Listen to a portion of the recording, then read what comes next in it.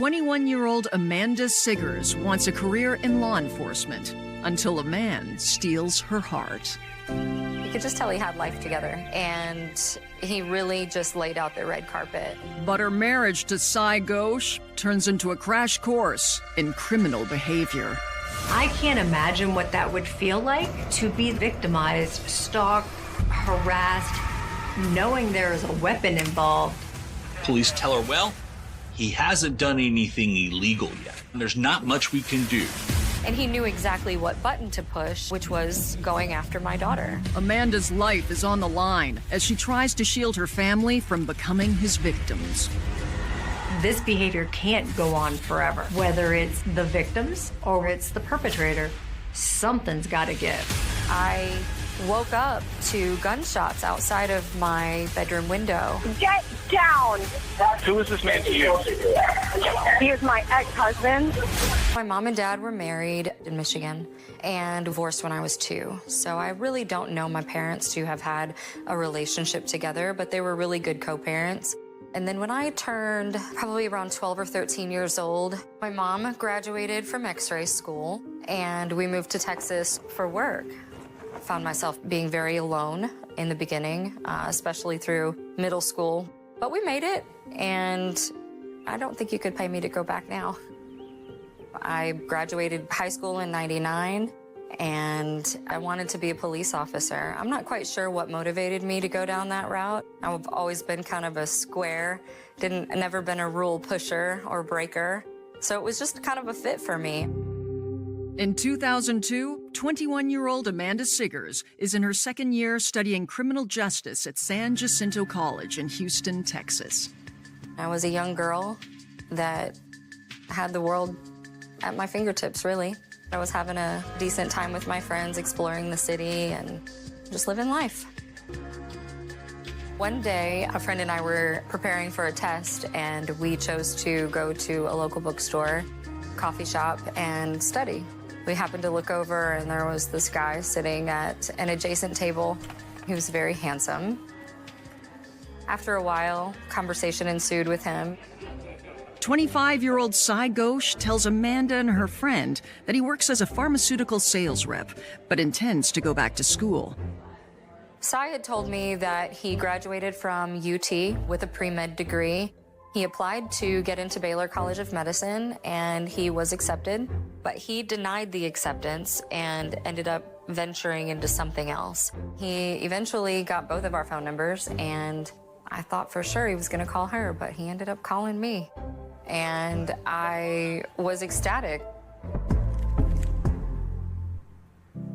The beginning of our relationship was very fun. Cy was very much a gentleman from the word go, and he really just laid out the red carpet.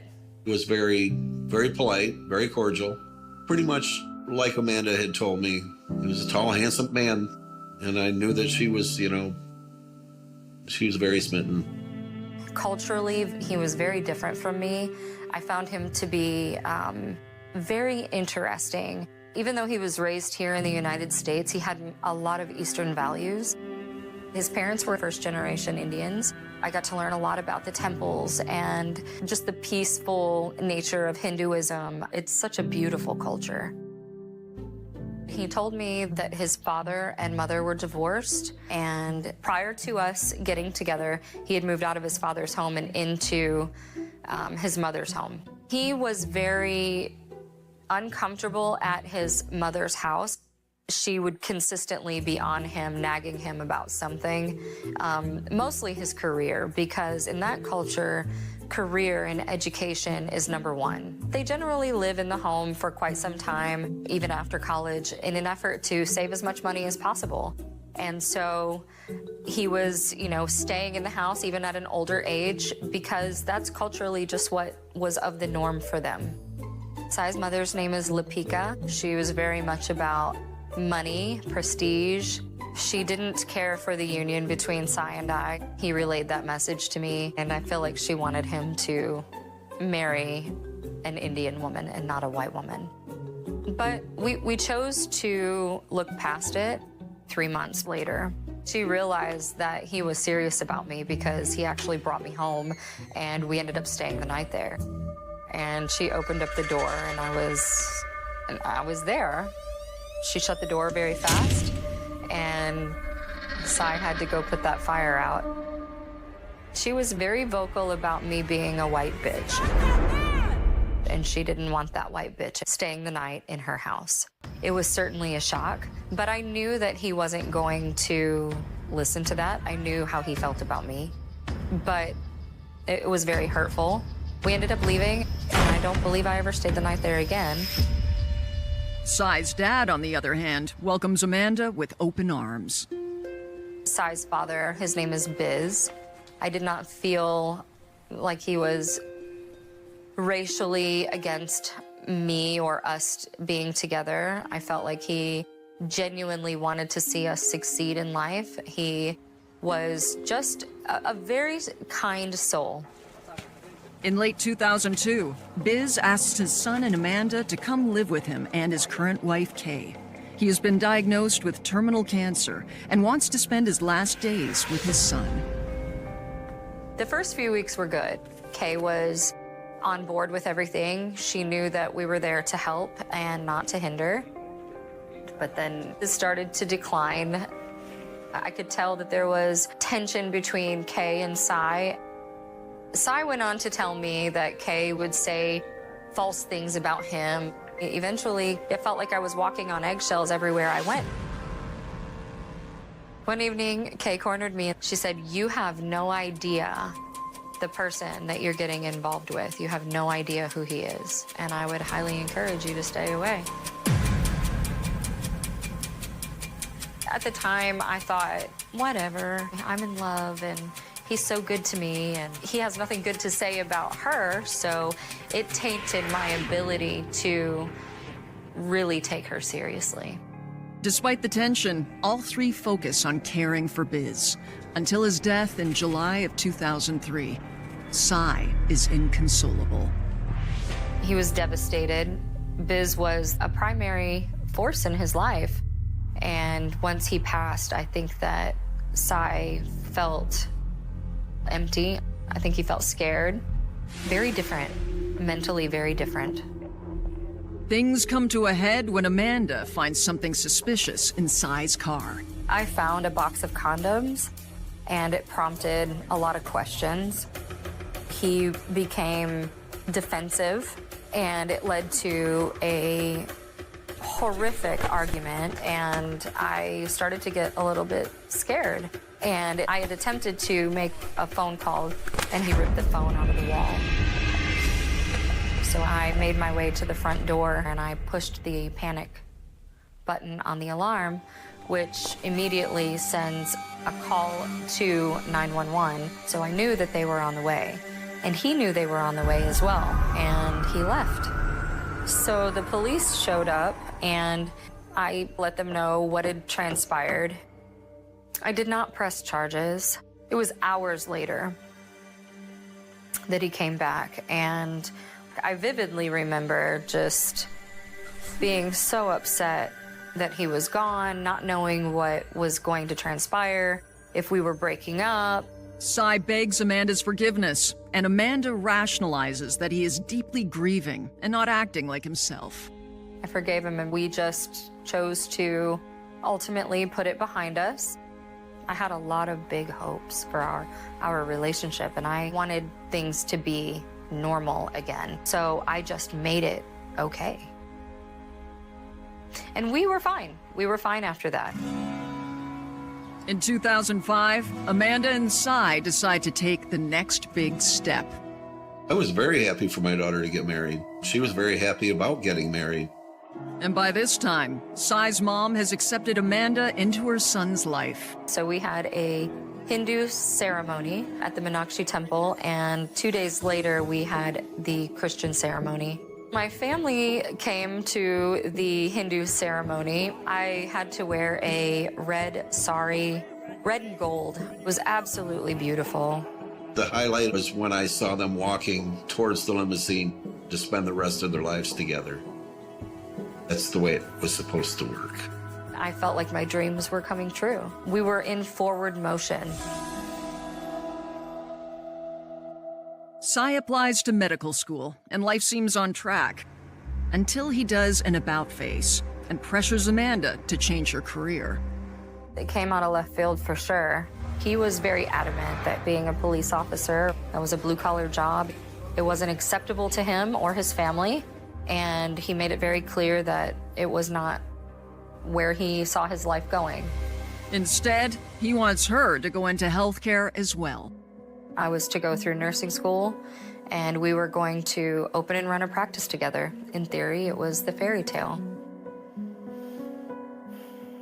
I caved in because I felt like he knew better than I did. He was 5 years older than me, and he had a plan. Cy chooses a podiatry school in Des Moines, Iowa, and Amanda gets accepted into a nearby nursing school. When they moved to Iowa, they were about 10 hours closer to Michigan, I think, so I could see them more often. I would take the train over, help her decorate, and I loved doing it. As a father, it was great for me to be able to do that. But Amanda doesn't adapt well to her new field of study. Well, I was in a clinical setting one day, and I ended up passing out. And that's when my professor pulled me to the side and said, you know, you may want to rethink your career choice. She said, Dad, I really want to do it, but she knew that she couldn't do it because she couldn't stay on the side of blood, so. Amanda decides to withdraw from the program. When I told Cy, he didn't react well. He made it very clear that he was embarrassed by my decision. He told me he was very disappointed and that I needed to do it. I stood my ground, that I wanted to do something else. And ultimately, he had called me white trash and bitch and wished that I was dead. That's when I realized that I had made a mistake. When Amanda Ghosh quits nursing school, her husband Cy becomes verbally abusive. But I'm a loyal soul. I'm very loyal to my mate. And I chose to stay. I didn't think that there wasn't anything that we couldn't fix. I took my vows, my marriage vows, very seriously. Amanda forges ahead despite Cy's disapproval. I took all of my criminal justice and nursing courses and wrapped it into a general studies degree, basically the highest level associate degree you can get from a junior college, and I moved on. But I didn't feel proud of that accomplishment. Actually, Cy belittled me because it wasn't good enough, and so I felt like a failure. And I felt that there was things going on that I didn't know about, which relayed into their marriage some friction. He definitely made me feel devalued. I felt alone. I felt isolated. I missed my family. And then, a call from out of the blue brings family directly into Amanda's life in an unexpected way. Amber was my half-sister. She was born to my dad and my stepmom, Joyce. She was 4 years younger than me, almost to the day. The only sister I've ever had. And as she got older, she became dependent on drugs. We went our separate ways. While struggling with addiction, 21-year-old Amber gives birth to a baby girl, Kelsey. When Kelsey is a few months old, Amber is ordered by a Michigan judge to enter rehab for 90 days. The paternity had not been established on Kelsey. And I received a phone call from CPS asking me if I would be interested in doing a temporary foster placement for my niece. It was a no-brainer for me, but I wanted to make sure it was okay with Cy to bring her into the home, and he agreed. In January of 2007, Amanda travels to Michigan to get her niece. When I first saw Kelsey, she was only 11 pounds at 7 months old. I knew instantly that I was never going to give her back. Amber was not capable of taking care of a child, but Amanda was, so I was happy that Kelsey was in a safe place. I knew that I was on the path that God had laid out for me. She was a sickly baby due to being born addicted. She cried incessantly. It is very hard to deal with a baby that never stops crying. But somehow you figure out how to deal with it. Amber didn't finish her rehabilitation, so the court awarded Amanda to keep taking care of Kelsey. Even though he never said it, I think Cy felt like he had made a mistake. I think he quickly realized that the responsibility of a child was far more than he anticipated. Unfortunately, it wore Cy down over time. I was doing the laundry one day and the baby was crying. I walked around the corner and he was shaking her violently. I was shocked. I couldn't believe that he was doing what he was doing to such a tiny, fragile little baby.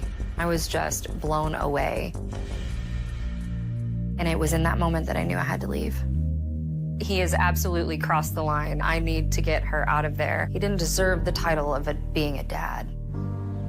In May 2007, Amanda moves back to Houston with Kelsey, leaving Cy behind in Iowa. I was gonna take care of this baby. That was my mission. Why the career choices that I had made and why it didn't pan out. I knew that I was supposed to be Kelsey's mom. I was able to find a townhouse apartment right next door to my mom, which was extremely helpful because she was able to help me with the baby. I got a part-time job so that we could survive. Somehow we made it work. All of a sudden I became a single mom. We were divorced in December of 2008. He filed for divorce and it was uncontested. It was easy, 2-page divorce. I felt like it was the worst thing that had ever happened to me, but probably the best thing that could have ever happened to me at the same time. It was such a weird feeling. Amanda enrolls in a sonography program for training in ultrasound. I felt very confident. I found my independence. I was going to school and I was working full-time. Kelsey was going to daycare and thriving in daycare. We were happy. I was free of all of the dysfunction that I had lived in for so long. But Amanda's newfound peace will not last for long. So I moved back to Texas in December of 2009, early 2010. And that's when the stalking began. I can't imagine what that would feel like to be victimized, stalked, harassed, knowing there is a weapon involved. This behavior can't go on forever. When is somebody gonna break? Amanda Harris has moved on with her life, while Cy flounders. Ironically enough, he decided that medical school wasn't quite right for him. Cy drops out of podiatry, converts to Christianity, and returns to Houston.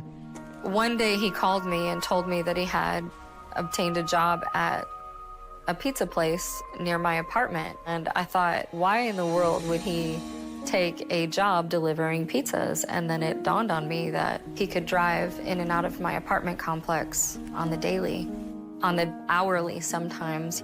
I found it to be bizarre behavior. He's a pizza delivery driver. Where being a law enforcement officer wasn't good enough for her, now he's going to drive and deliver pizzas. Not because he wants to, but because it allows him to have the freedom to drive by and check on her whenever he wants to. In early 2011, 2.5 years after her divorce, Amanda moves to a new home in a new neighborhood and doesn't share her address with Cy. It's a new beginning. I was encouraged by my friends to get out there, so I put my profile up on an online dating site and I met Wayne. Wayne Harris works in the motorsports industry and, like Amanda, is divorced with one child, a boy named Nick. So I met up with him and he thought he was an attractive man and our conversations just flowed so well. I just knew right away. I was so ecstatic to feel this feeling again, to know that I was capable of feeling, you know, the joy, the butterflies again. And he was as well, that we just didn't miss a beat. We decided that we were gonna see each other the very next day, which turned into the very next day and every day thereafter, unless he was out of town for work. And I thought he's just a fantastic guy. Real nice to be around, very energetic. So Super Bowl Sunday rolled around and Wayne came over that evening and I was cooking. And I would oftentimes let Kelsey play at the park right there because I could see her. She's basically within arm's reach of me. So Kelsey's playing, Wayne and I are talking, and I get a knock at the door, and it's the police officer that lives on site. He had received a call from a concerned person letting them know that I let my child play outside unattended. Amanda invites the officer inside to discuss it, embarrassed that her new boyfriend is a witness. We all had conversation. Wayne had conversation with him. We were all in agreement that she was certainly within an eye shot, ear shot, arm shot of me, and that she was perfectly fine. I asked the officer who had made the call, and he couldn't tell me, but I knew in my gut who was at the root of this. I felt frustrated. I felt violated again. It's a very uneasy feeling to know you're being watched. At this point, my relationship is blossoming with Wayne, and I didn't let him know everything that was going on because I certainly didn't want to taint a good relationship with my baggage and drama. I didn't want to bring that into the relationship. Amanda's strategy is to block Cy completely. I figured he didn't get his way. Hopefully he'll move on now, but that never happened. And he knew exactly what button to push, which was going after my daughter. It has been 5 years since Amanda took custody of Kelsey. Now, as Amanda is on the verge of becoming Kelsey's legal mother, Cy starts to stir things up. What he did is he cleverly went to a therapist, told the therapist all of his grievance toward me, and made me out to look like a neglectful mother. And it was her duty to call CPS by state law. I received a phone call from CPS that they were going to interview my daughter that day. I felt mortified, and as soon as she stepped foot in my door, she realized quickly that Kelsey was just fine.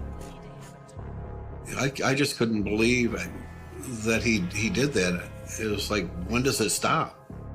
Kelsey, the adopted daughter, is the reason she left him in the first place.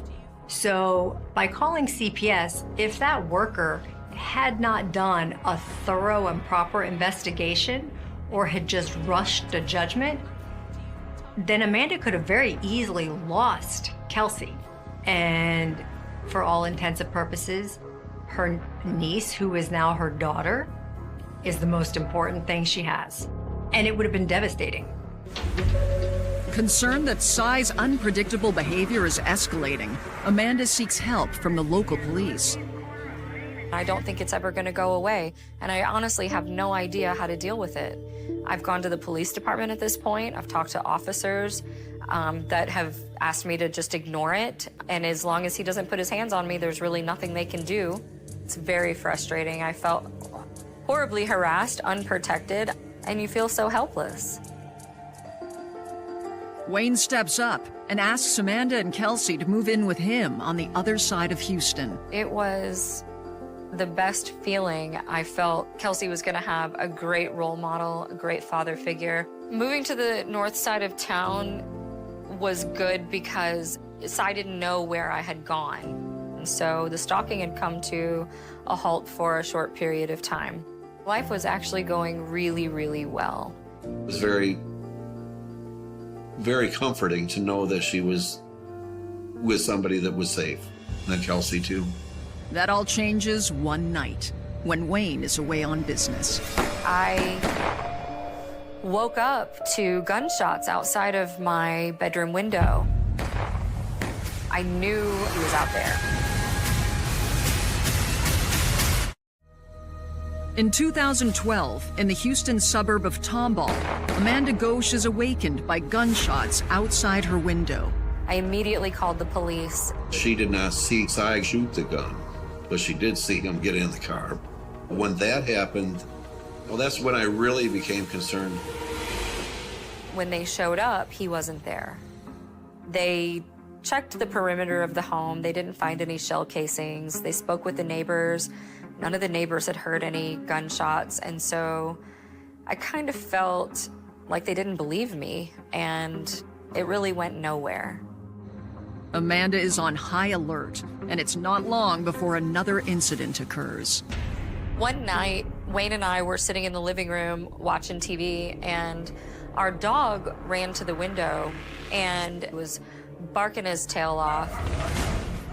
So I knew somebody was out there, and I had a feeling that it was Cy.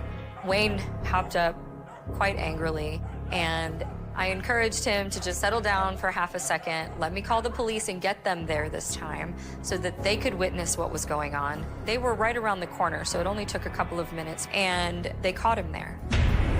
Thank God. This time, he had finally been caught, and they issued him a trespass violation and a warning. We actually felt good after that for a while. We didn't see him for quite some time after that. With Cy in her rear view, Amanda commits to her bright future. We decided to get married on 12/12/12 at 12/12 at the Justice of the Peace. They were very, very happy. And in fact, at the time that they got married, they adopted Kelsey at the same time. I had been fighting for custody of Kelsey for the better part of 7 years. It was quite the process, but we'd finally gotten there. And then 2 days later, I found out I was pregnant for Gemma. It was great to see. Wayne wrote notes for the unborn baby for her to read later on and, when she grows up. So he was very, very excited about being a new father. Gemma was born with a very, very rare condition called bacterial association. She was born with only one kidney, as well as no esophagus, a cardiac defect, and a vertebral defect. Needless to say, she required 24/7 attention, care. She was a perfect little child. Of course, all of my grandkids were perfect. They are a blessing. About 1.5 years after Gemma was born, we moved into this beautiful home that neither one of us thought we would ever be able to live in. And here we achieved it. We were on top of the world at this point. Christmas Day 2015, we woke up rather early with the kiddos because they were just super excited. And we just sat down to open our gifts, and I hear a tap at the door. And who else but Cy? Cy tells Amanda that he would like to pray with her and her 2 daughters. I just couldn't believe that he even came back around, especially at a time when a family's getting together for Christmas. Wayne came unglued that day. He escorted Cy off of our property with a lot of profanity and a lot of anger and aggression. Cy's stalking has been going on for almost 6 years, ever since Amanda decided to leave him. There are some individuals who cannot take no for an answer. They cannot move on and regain their sense of balance until they're back in control again. Maybe if Amanda were to run back to him and he could say, "No, I don't want you," then he would have control again and he could move on. Right now, none of the decisions are his, except the ones that he uses to torture and drive them crazy. She is aware of Texas's strong stand your ground laws and asks the police for more information about self-defense. So I asked the officer what my rights were. If I had the right to hold him at citizen's arrest until the police got there. He told me that we definitely had that right. Wayne owns a gun and suggests Amanda buy one too. Wayne encouraged me to go get my license to carry and buy a weapon to protect myself due to all of this incessant harassment, stalking. So I took a few classes and tried to become as capable with my weapon as possible. June 28th, 2017 was Kelsey's 11th birthday, and she chose to just have a she day. She chose to do all kinds of things like get her nails done, get her hair done, very girly stuff.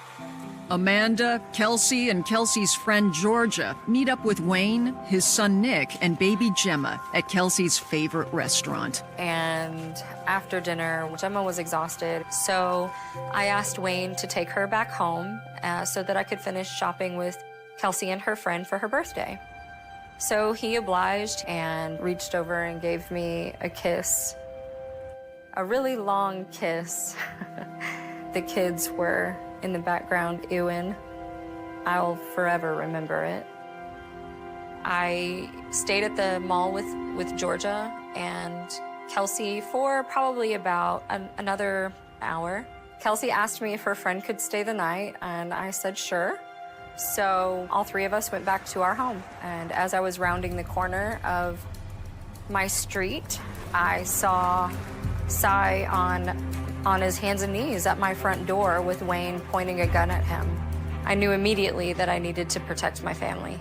I reached into my glove box, I grabbed my gun, and I told the girls to sit down and not to move.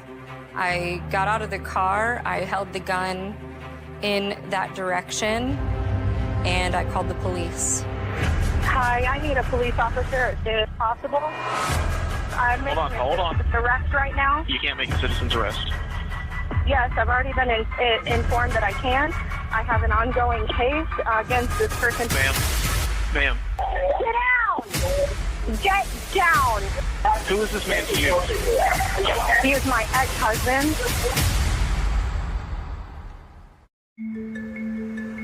On June 28, 2017, Jennifer Provoznik is visiting friends who live down the street from where Amanda and Wayne live.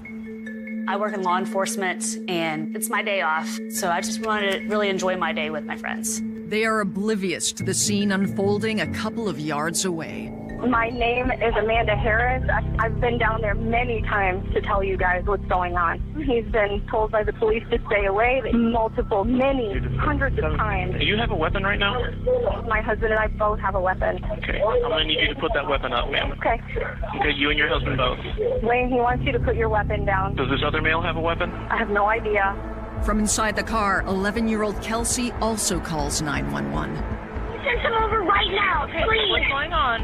My mom's ex-husband, he literally stalks us and he's at our house right now. My parents are yelling at him right now. It's done. I'm sorry. I'm just really scared. Corey, I'm getting out of you. Stay on the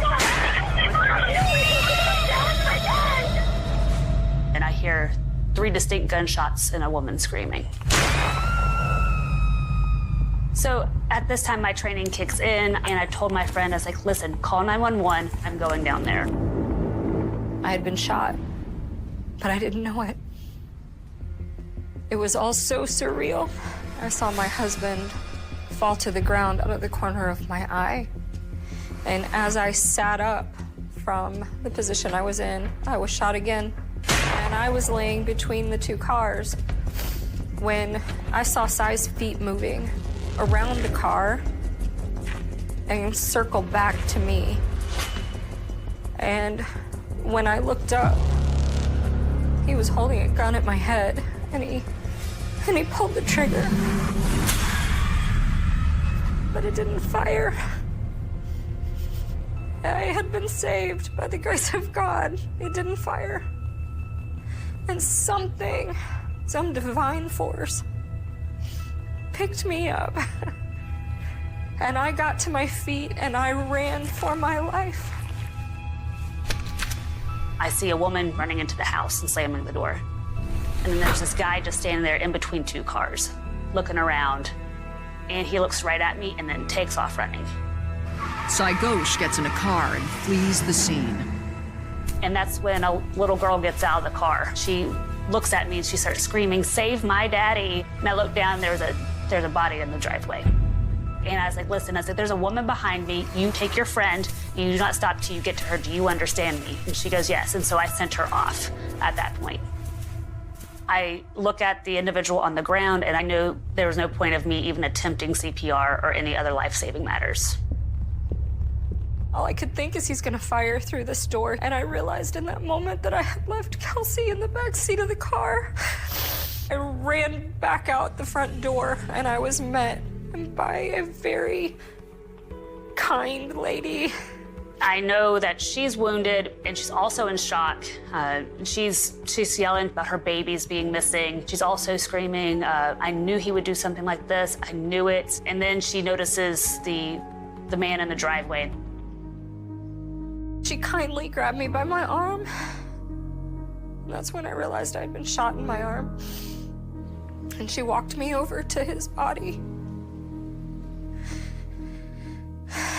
And I was able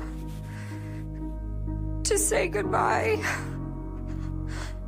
to my husband. And they were putting me in an ambulance shortly thereafter. When police arrive, they find 5-year-old Gemma and 17-year-old Nick hiding in a closet. That's when Amanda's father drops by on his way home to say happy birthday to Kelsey. As I got out of the car, there was 3 or 4 policemen that came up to me. And the first thing they said was, Amanda's in the hospital, but she's okay. She's been shot, but she's gonna be okay.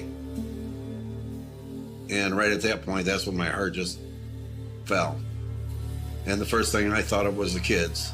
Are the kids okay? What happened?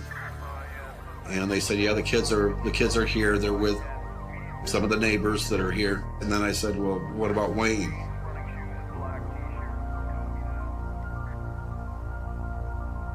That's when they continued to tell me he didn't make it. We begin with that breaking news alert out of League City. A man police initially wanted for questioning is now wanted for murder. We were the first news crew on the scene. We're getting there, and it's the chaos of the scene because you have a gunman on the run, you have dead body and someone seriously wounded, and everyone's trying to figure out what happened. They put the hospital on lockdown because Cy was on the run. I was at her bedside the whole time. I don't know, it's like a movie, a bad movie. It was a horrible nightmare. So as this statewide manhunt is going on, police had reason to believe that Cy was going to try to run for the border. And it was a checkpoint in El Paso. They were able to identify that Cy was trying to cross. There wasn't much of a resistance. At that point, even Cy had figured out that this was over and he was going to be taken into custody. When they look inside the vehicle, they do find a gun. They find several clips with bullets inside where the casings match the 12 that were found on scene of the shooting back in Lake City. I don't know how I made it through. I really don't. But I have children, and they needed me, and life didn't stop. I had to get out of bed every day. I had to accept that he was never coming back. Thank God for my children. I stayed in the house until the trial came, and it took us 2 years to go to trial. As the family tries to heal, Amanda assumes the only time she will ever have to encounter Cy again is in court. But she is wrong. Well, one day I get this phone call, and I can clearly see that it's the jail on my caller ID. So I turn on the voice recorder, and I took the phone call. Hello? Hello?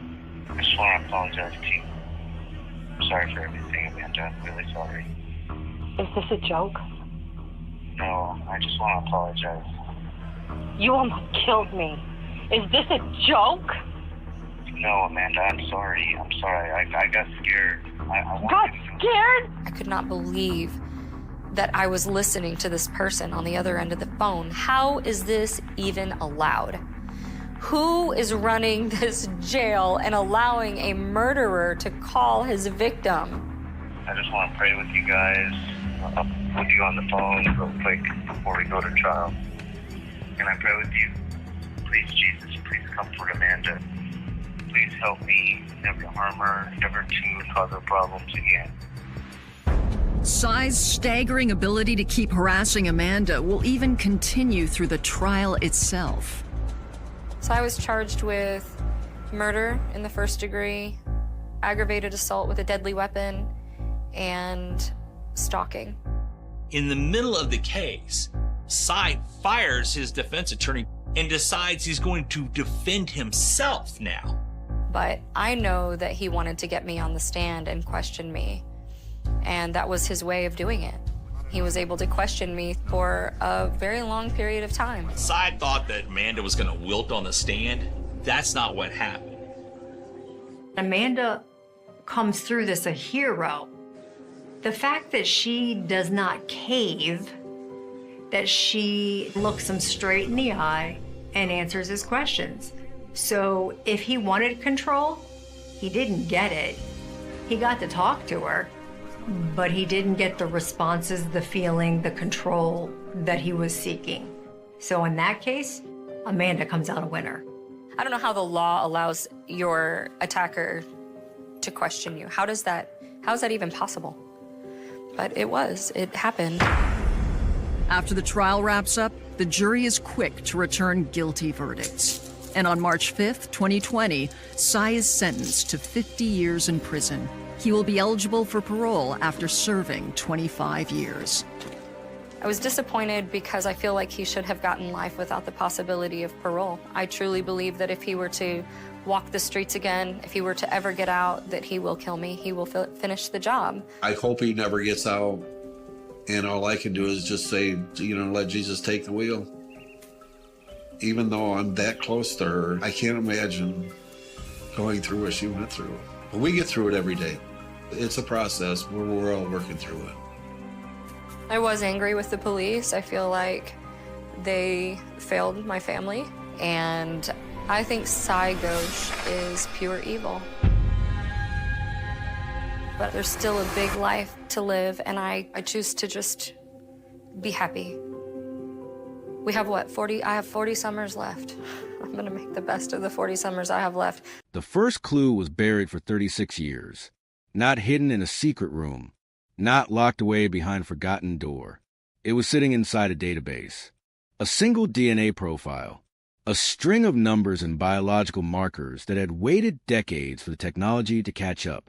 And when investigators finally saw the match, an entire town in Tennessee was forced to confront a nightmare thought had disappeared forever. Because the Tennessee 1987 cold case was never truly forgotten. It was only waiting for science, waiting for one impossible connection, waiting for the day when a name would finally appear. For decades, the question haunted everyone who remembered that summer. What happened to Emily Carter? On a warm evening in July 1987, Emily Carter was supposed to come home before sunset. It was a normal day, the kind of day that disappears into memory because nothing seems unusual. The roads outside the small Tennessee community of Willow Creek were quiet. The field stretched endlessly beneath the afternoon heat. Families sat on porches. Children rode bicycles through neighborhoods where everyone knew each other. It was a kind of place where people believed danger happened somewhere else. Not there, not in their town, not to someone they knew. Emily was 24 years old. She was known by nearly everyone in the community. A hard-working woman with a calm personality. The kind of person who remembered birthdays. The kind of person who stopped to help strangers. The kind of person whose absence would immediately be noticed. She worked at a local medical supply company and was studying part-time, hoping to eventually enter the healthcare field. Friends describe her as determined. Her family described her as the person who kept everyone connected.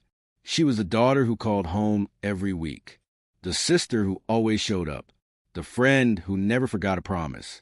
But on that July evening in 1987, something happened that changed everything. At approximately 7:30 p.m., Emily left a small grocery store on the edge of town. A cashier remembered seeing her. A customer remembered her walking toward her vehicle. That was the last confirmed sighting. After that moment, Emily disappeared. No warning, no explanation, no obvious sign of what happened. Her car was found the following morning near an old service road surrounded by trees. The driver's door was unlocked. Her purse was still inside. Her personal belongings were untouched. Her keys were missing. The discovery immediately changed the atmosphere in Willow Creek. At first, people believed there had to be a simple explanation. Maybe Emily had car trouble. Maybe she accepted a ride. Maybe she had gone somewhere unexpectedly. But as hours became days, the possibility everyone feared began becoming harder to ignore. Something had happened. Something nobody could explain. The first search began before investigators even understood what they were looking for. Volunteers walked through fields. Police searched wooded areas. Neighbors checked abandoned buildings and rural roads. Emily's photograph appeared everywhere. Posters were placed in stores, at gas stations, along highways. A smiling face staring back at the community. A reminder that someone was missing.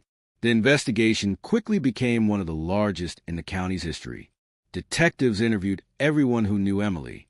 Family members, co-workers, friends, neighbors, anyone who had spoken to her in the days before she disappeared.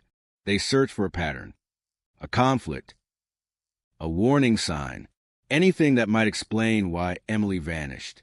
But the answers never came. At first, investigators focused on people closest to her. That was standard procedure. They examined relationships. They checked timelines. They looked into every possibility. But nothing connected. No clear suspect emerged. No confession. No breakthrough. The case began to slow. And then it stopped because in 1987, investigators had limited tools compared to what exists today. There were no national DNA databases capable of connecting old evidence to unknown individuals. There was no advanced forensic genealogy. There were no modern digital systems analyzing decades-old information. There was only traditional detective work, interviews, physical evidence, witness statements, and sometimes those things were not enough.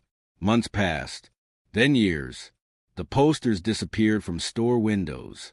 The search team stopped gathering. The newspaper headlines became less frequent. The world moved forward. But Emily's family remained trapped in the same moment. The moment when the phone rang and nobody had answers. The moment when every knock on the door created a small wave of hope. The moment when every passing year felt like another piece of Emily was being lost. For her mother, the hardest part was not knowing what happened, not knowing where to look, not knowing whether the next piece of information would bring peace or more pain. The case became a cold case, a phrase investigators never wanted families to hear. Cold, a word that suggested the trail had gone silent, a word that suggested the answers had disappeared. But investigators knew something important. Cold cases are not dead cases. They are unfinished cases. And Emily's case was far from finished. Hidden inside the original evidence files was something nobody could fully understand at the time. A small piece of biological evidence recovered during the early investigation. In 1987, it meant very little. Technology could not provide the answer. The sample was stored, preserved, waiting. For years, it remained just another item in an evidence room, a reminder of a mystery that had no solution. But decades later, the world changed. Science changed. The way investigators looked at old cases changed. And that small piece of evidence would eventually become the reason the entire investigation was reopened. The first major breakthrough came when a new cold case unit reviewed Emily's file. They were not looking for a miracle. They were simply doing what investigators had done thousands of times before, re-examining old cases, looking for anything overlooked, anything that had gained new meaning because of modern technology. They found the evidence. They sent it for advanced testing. And then came the result that shocked everyone involved. A DNA profile, a match, a name. After 36 years of silence, the investigation suddenly had a direction. The impossible question finally had an answer waiting at the end of the evidence trail. Who was responsible for Emily Carter's disappearance? The answer would reopen old wounds. It would challenge everything people believed about the case. And it would reveal that the person connected to Emily's final moments had been closer than anyone imagined. Because sometimes the most disturbing truths are not hidden far away. Sometimes they are hiding in plain sight.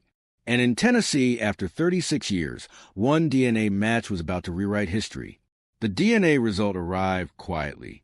No dramatic announcement, no warning, no indication that a decades-old mystery was about to change forever. It appeared on a computer screen inside a forensic laboratory, surrounded by the same silence that followed Emily Carter's disappearance for more than 3 decades. A single report, a single match, a name connected to evidence that had waited since 1987. For the investigators who opened the file that morning, the moment felt almost impossible, because cold case detectives spend years chasing possibilities. They follow rumors. They review statements. They examine evidence that may lead nowhere. Most days end with more questions than answers. But this day was different. The Tennessee 1987 cold case had finally moved. After 36 years, the investigation had a new direction, and that direction pointed toward someone nobody expected. The DNA profile belonged to Thomas Reed, a man who had never been considered a serious suspect during the original investigation, a man whose name had never appeared in the headlines, a man who had lived quietly for decades while Emily Carter's family waited for answers. At first, investigators did not rush. They knew the danger of moving too quickly in a case this old. A DNA match was powerful evidence, but it was only the beginning. They needed to understand the connection. Who was Thomas Reed? Why did his DNA appear in evidence connected to Emily? And how had he remained outside the investigation for so long? The answers required investigators to return to the beginning, back to 1987, back to the first days after Emily disappeared, back to the evidence that had been collected but never fully understood.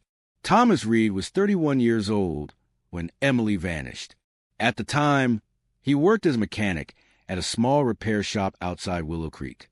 He was known around town, not famous, not suspicious, just another local resident, someone people recognized, someone who blended into the background.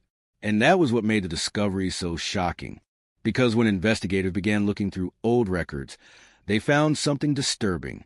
Thomas Reed had crossed paths with Emily before, not closely, not in a way that immediately raised alarms, but enough to change the entire timeline. He had worked near places Emily regularly visited. He had been seen in areas connected to the investigation. And most importantly, investigators discovered that he had been interviewed during the original case. His name had been written in the old reports, but nothing had connected him to the disappearance. At the time, detectives had no reason to focus on him. He was cooperative. He answered questions. He appeared calm. There were no obvious signs that pointed toward him. But decades later, those same interviews were viewed differently. Investigators noticed details that had been overlooked, small inconsistencies, statements that did not completely match, moments where Reed seemed to know information he should not have known, information that was never released publicly. The cold case team began rebuilding the entire timeline, every movement, every conversation, every piece of evidence.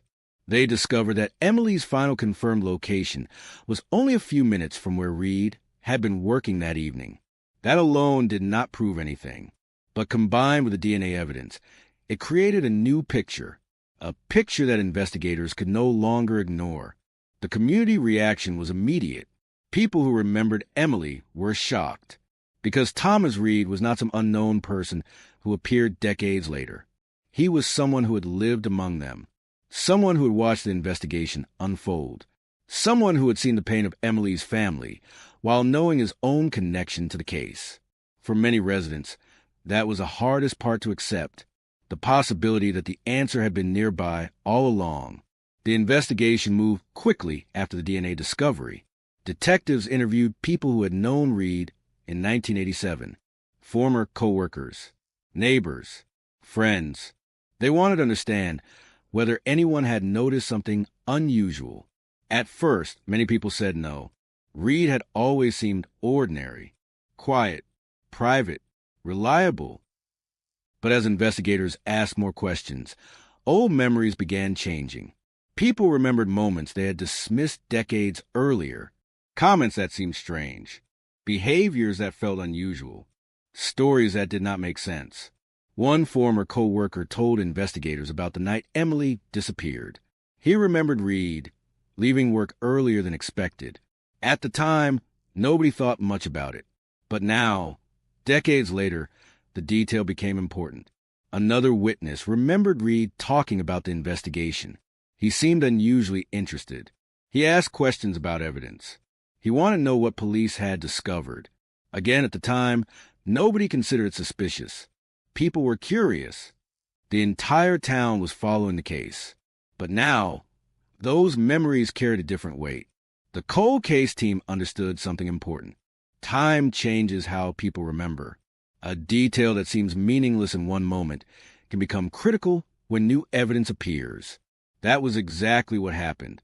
The DNA result did not solve the case by itself. It unlocked the door. Behind that door were years of forgotten information waiting to be examined again. The investigators returned to the original crime scene, the old service road where Emily's vehicle had been found. The area looked different after 36 years. Trees had grown. The landscape had changed. But investigators were not looking for the past to look the same. They were looking for connections. They photographed the area again. They reviewed old maps. They compared old evidence with modern analysis. And slowly, the story of that night began taking shape. Emily had not simply disappeared. She had encountered someone she likely knew, someone who had a reason to hide the truth. The investigation also revealed something that made the case even more disturbing. Thomas Reed had moved away from Tennessee years earlier. After Emily's disappearance, he eventually left the area. At the time, nobody considered it unusual. People moved. People changed jobs. People started new lives. But now investigators wondered if leaving had been more than coincidence. They examined his history, his locations, his employment records, his connections. They discovered that Reed had lived for decades carrying the secret of what happened, a secret that only science could uncover. The arrest came early in the morning, a quiet neighborhood, a normal day, until police arrived at Reed's home. The moment that residents had waited 36 years for had finally arrived. Thomas Reed was taken into custody, and for the first time since 1987, the name Emily Carter was connected with a new headline. Tennessee 1987 cold case cracked. One DNA match rewrites history. But the arrest was not the end of the story. It was the beginning of a deeper investigation, because investigators still needed to answer the question that had haunted Emily's family for decades. What exactly happened that night? And why did it take 36 years for the truth to finally surface? The answers were hidden in the evidence, hidden in old memories, hidden in the timeline. And as detectives continued digging into the past, they discovered that the story of Emily Carter was far more complicated than anyone imagined. The arrest of Thomas Reed brought a moment that the Carter family had waited for 36 years. But it did not erase the pain. It did not erase the unanswered nights. It did not erase the years spent wondering what happened to Emily. Because for a family that has lost someone, an arrest is not the same as closure. An arrest is only the beginning. The investigators knew that. They understood that a DNA match could identify a person connected to the case, but it could not explain every moment of Emily's final hours. The question remained, what happened on that summer night in 1987? Why did Emily Carter disappear? And how had Thomas Reed managed to escape suspicion for so long? The answers required patience. They required investigators to rebuild a story that had been broken for decades. Every detail mattered. Every forgotten memory. Every old report. Every piece of evidence that had been waiting inside the original case file. The cold case team began reconstructing Emily's final day. They discovered that nothing about that day appeared unusual at first. Emily followed her normal routine. She went to work. She spoke with co-workers. She completed her usual responsibilities. Friends remembered her as being in a good mood. There was no indication that anything dangerous was about to happen. That was one of the most haunting parts of the case. The final ordinary moments before a person disappears are often impossible to recognize. A simple conversation, a normal goodbye, a routine trip. People rarely know when they are experiencing a final moment.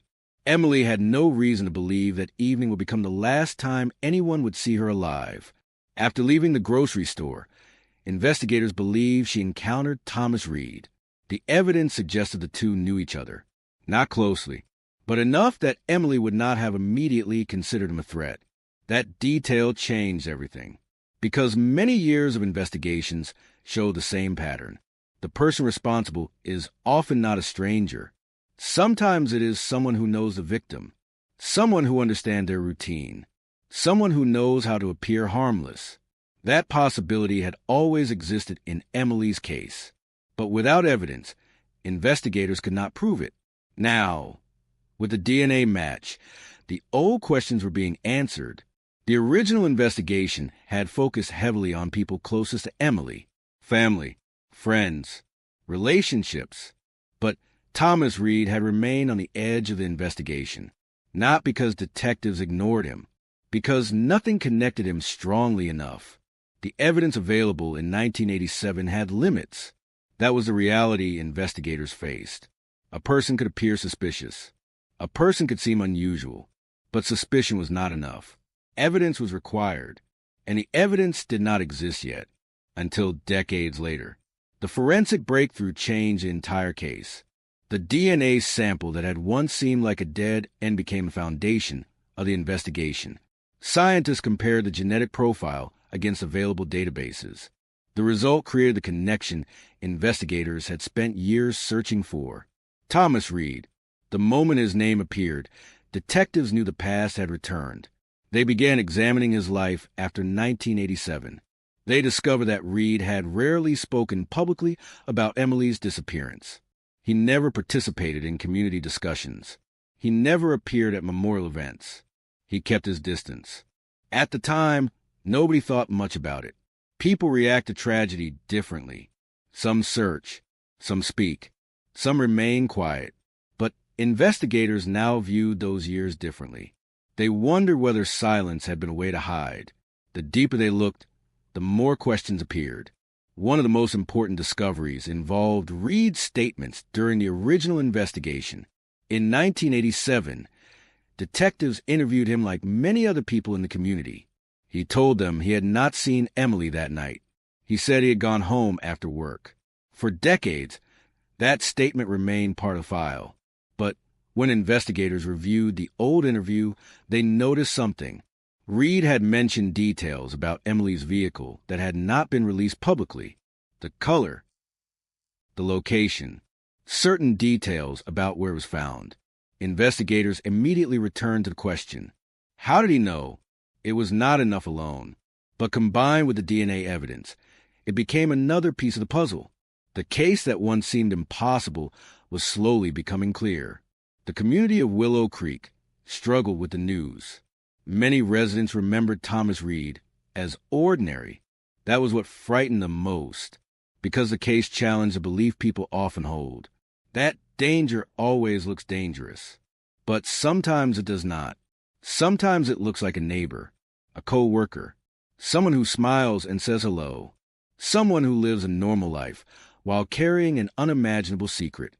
The trial preparation became one of the most intense legal processes in the region. Prosecutors built their case carefully. They knew the defense would challenge the age of the evidence. They knew they would argue that 36 years created uncertainty. They knew they had to show the jury that time had not destroyed the truth. The DNA evidence became the center of the case. Experts explained how the sample connected Reed to evidence recovered during the original investigation.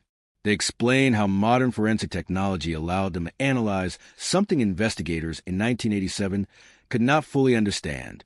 The message was clear. The evidence was not new. The science was new. That distinction became critical, because the defense argued that the investigation had relied too heavily on a single breakthrough. They questioned whether the DNA evidence alone could explain what happened. They suggested other possibilities. They suggested mistakes. They suggested uncertainty. But prosecutors continued returning to the same point. The DNA was not the only evidence.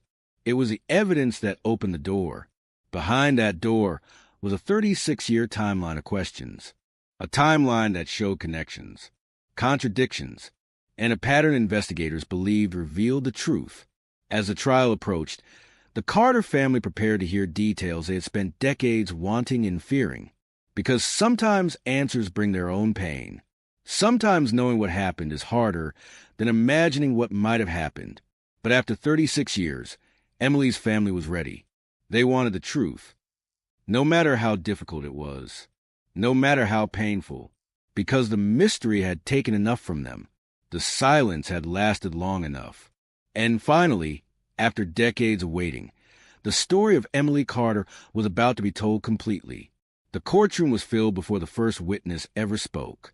People had waited 36 years for this moment. Some came because they remembered Emily Carter.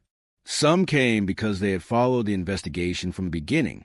Others came because they wanted to understand how a case that had gone silent for decades suddenly returned to life.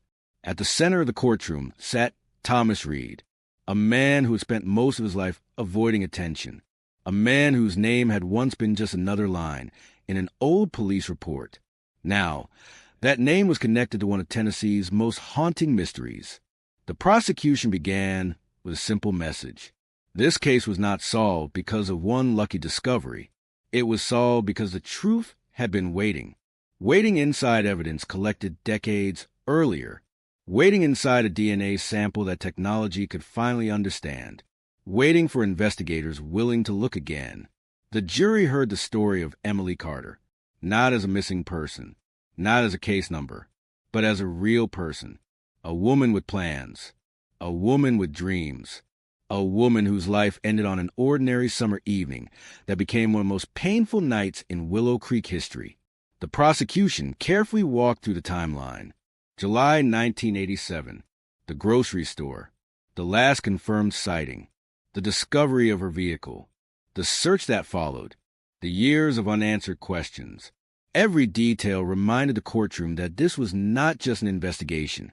It was a family's missing chapter. The first major piece of evidence presented was the DNA analysis. Experts explained how technology had changed since 1987. They described how biological evidence collected during the original investigation had been preserved, how modern testing could reveal information that investigators decades earlier could never have accessed. The explanation was technical, but the meaning was simple. The evidence had survived, and it pointed to Thomas Reed. The defense challenged the DNA evidence immediately. They argued that science could identify a connection, but not explain the circumstances. They questioned how evidence stored for so many years could be interpreted with complete certainty. They suggested possibilities. They suggested doubts. They reminded the jury that the investigation had remained unsolved for decades. But prosecutors expected those arguments. They knew the case could not depend on DNA alone. So they presented the rest of the story, the timeline, the witness statements, the contradictions, the details that became more significant when viewed through the lens of the DNA match. One of the most important witnesses was a former co-worker of Reed's, a man who had not thought about that night in years. He described Reed leaving work earlier than usual. He described the unusual urgency in his behavior. At the time, nobody questioned it. But decades later, that memory became another piece of the puzzle. Another witness described Reed's reaction after Emily disappeared. Instead of asking what happened, he seemed focused on what police knew. He wanted information. He wanted details. He wanted to understand the direction of the investigation. Again, at the time, nobody saw it as unusual. The entire town was curious. Everyone wanted answers. But investigators explained that context changes meaning.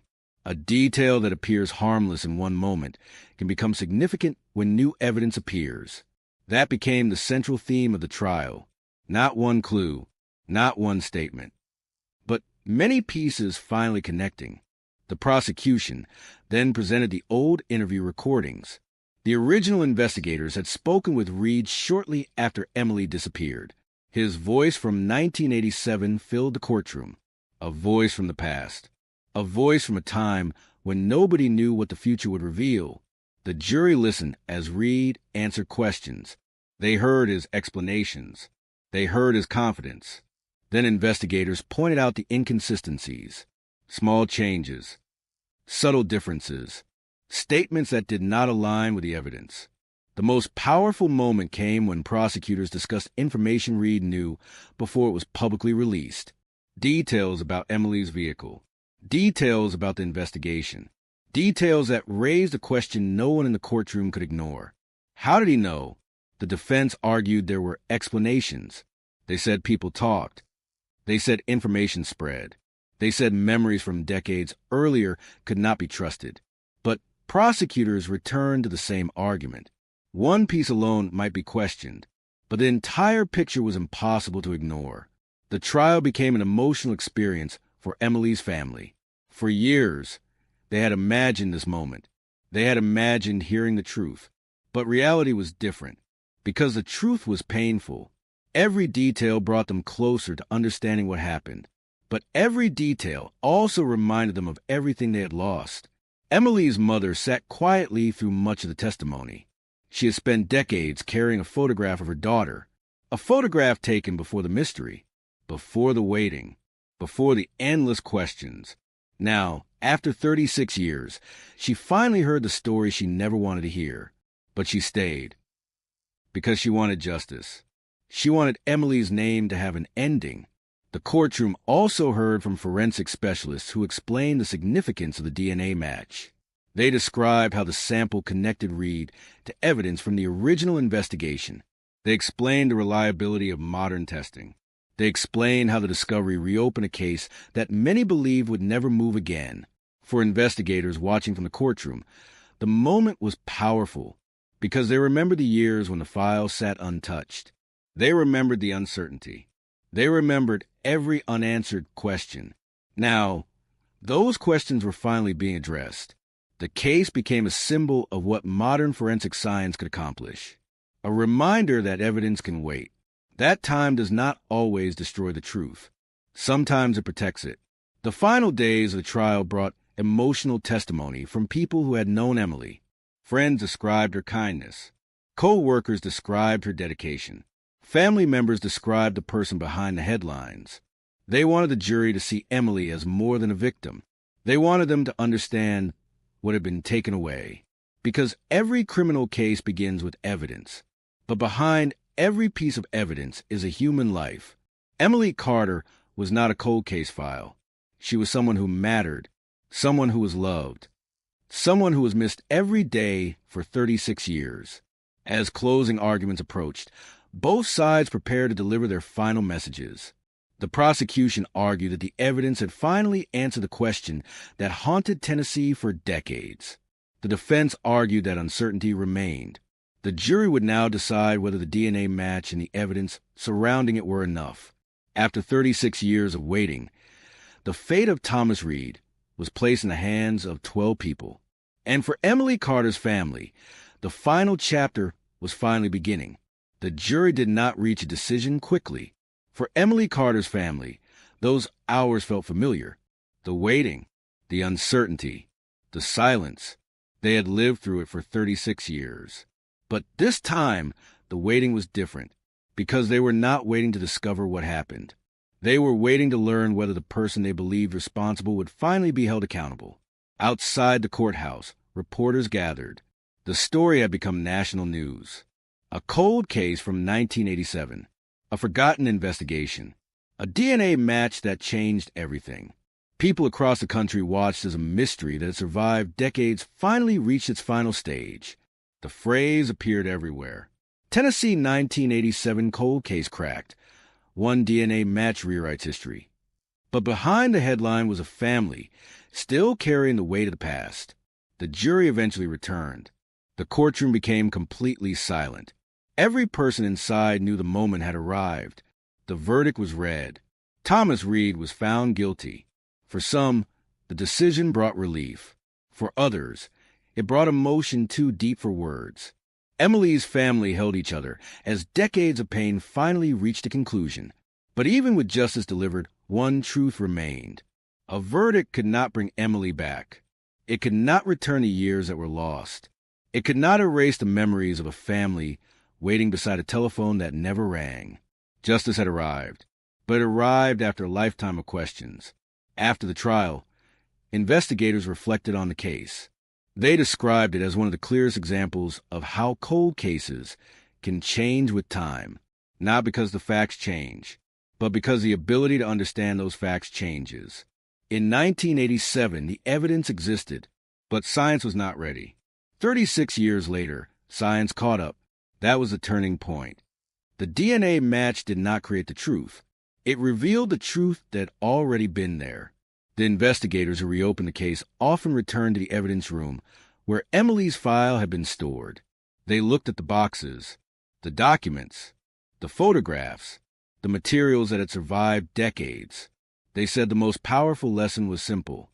Never assume an old case has nothing left to tell you, because the smallest overlooked detail can become the largest breakthrough. The DNA evidence was that detail, a biological trace that seemed ordinary, a sample that waded through changing technology, a clue that remained silent until someone finally knew how to listen. The story of Thomas Reed also changed the way many people viewed the investigation. For decades, he lived a normal life. He worked. He built relationships. He existed in the same world where Emily's family searched for answers.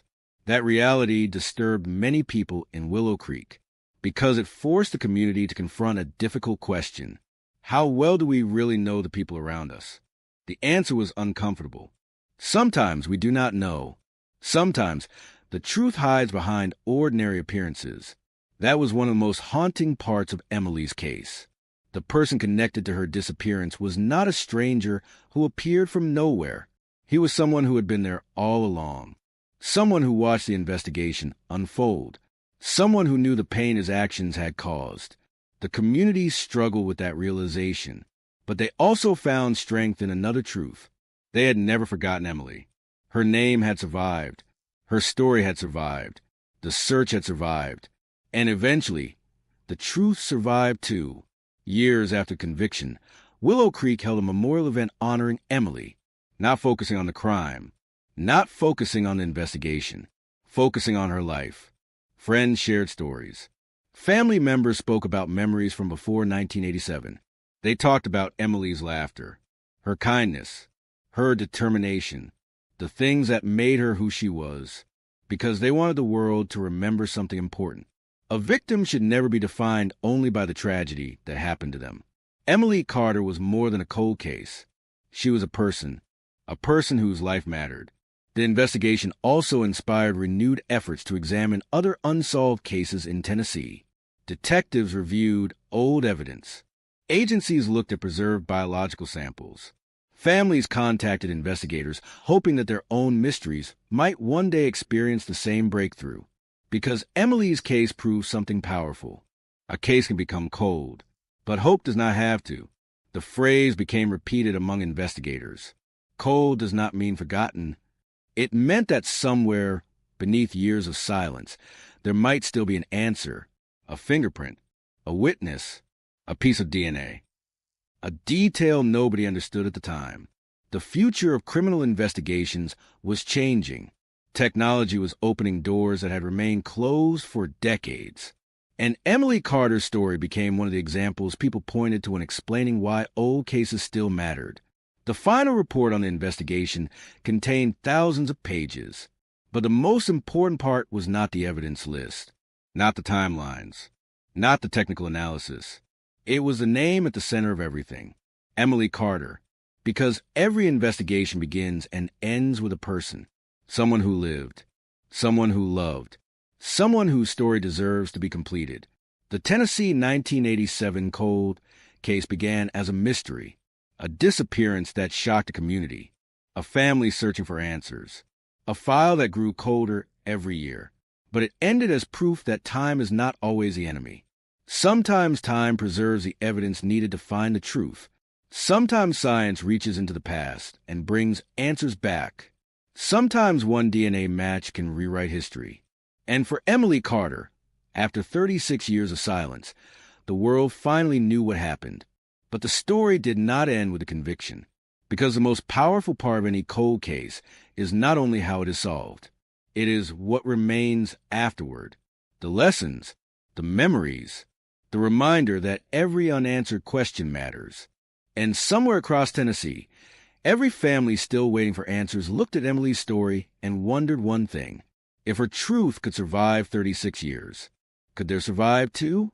The impact of Emily Carter's case continued long after the courtroom lights faded, because some investigations end with a verdict. Others continue through the lessons they leave behind. The Tennessee 1987 cold case became one of those stories. A story about time. A story about technology. A story about a family that refused to let 36 years of silence erase the memory of someone they loved. For investigators, the case represented something they had always believed. No evidence is truly meaningless. No file is truly finished. No mystery is impossible forever. The DNA match that changed everything had once been nothing more than a small piece of biological evidence collected during an investigation that seemed to have no answers. In 1987, detectives had stored it because they understood one thing. They did not know what science might discover in the future. That decision protected the possibility of justice. And decades later, that possibility became reality. The investigators who reopened Emily's case often talked about the importance of patience. Cold case work requires a different kind of determination. There are no daily breakthroughs, no constant movement. Sometimes there are only questions. Sometimes there are only old documents and faded photographs. Sometimes investigators spend months reviewing information that leads nowhere. But every once in a while, something changes. A new technology, a new perspective, a new connection. And suddenly, the impossible begins to move. That was what happened with Emily Carter. The investigation did not come back because someone discovered a new crime scene. It came back because someone looked at old evidence with new eyes. That single decision changed everything. The case became an example used by forensic experts across the country, not because it was simple. It was anything but simple, but because it demonstrated the power of preserving evidence. The DNA sample was a message from the past, a message that waited until someone had the ability to understand it. The story also changed how the community viewed the word cold case. Before Emily's investigation was reopened, many people believed a cold case meant the answer was gone, lost forever. But after the breakthrough, that belief changed. People realized a cold case is not a forgotten case. It is a case waiting for the right moment, the right technology, the right person, the right question. That became Emily's legacy. Not only that her own case was solved, but that her story gave hope to others. Families who had spent years waiting. Families who carried photographs in their wallets. Families who still answered unknown phone numbers hoping for news. Families who wondered if the world had forgotten their loved ones. Emily's story reminded them that the search could continue, that answers could still exist. That time alone does not erase the possibility of justice. For Emily's family, life after the trial was complicated. The world expected the verdict to bring an ending, but they understood something different. There was no true ending. There was only a new chapter. They still had memories. They still had grief. They still had moments when they wished they could hear Emily's voice again. A conviction could answer questions, but it could not replace a person. That was something investigators never forgot. Behind every cold case is a family living with an empty space, a missing chair, a missing voice, a missing piece of their lives. The case file may eventually close, but the emotional impact remains. Emily's family continued honoring her memory in quiet ways. They shared photographs. They told stories. They protected the person she had been before the tragedy. They wanted future generations to know Emily as more than the woman from a headline. They wanted people to know her dreams, her personality, her kindness, her plans for the future. Because a life should not be reduced to the way it ended. That message became one of the most important parts of the investigation. The victim matters. The story matters. The truth matters. Years after conviction, investigators returned to the original evidence one final time. Not because they doubted the result, but because they wanted to understand how the case had remained hidden for so long. They studied the timeline.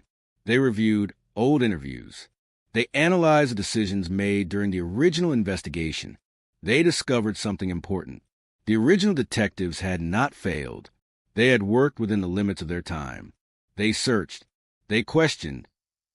They collected evidence. They followed every lead they could. But they were investigating in a world without the tools available today. The difference was not effort. The difference was technology. That realization changed the way many people viewed old investigations. A case solved decades later does not always mean investigators before failed. Sometimes it means the future finally had what the past needed. The DNA breakthrough was exactly that, a bridge between two generations of investigation. The detectives of 1987 collected the evidence. The detectives of the future understood it. Together, they solved the mystery. The Tennessee 1987 cold case became a reminder of how far forensic science had come, but it also became a reminder of something even more important.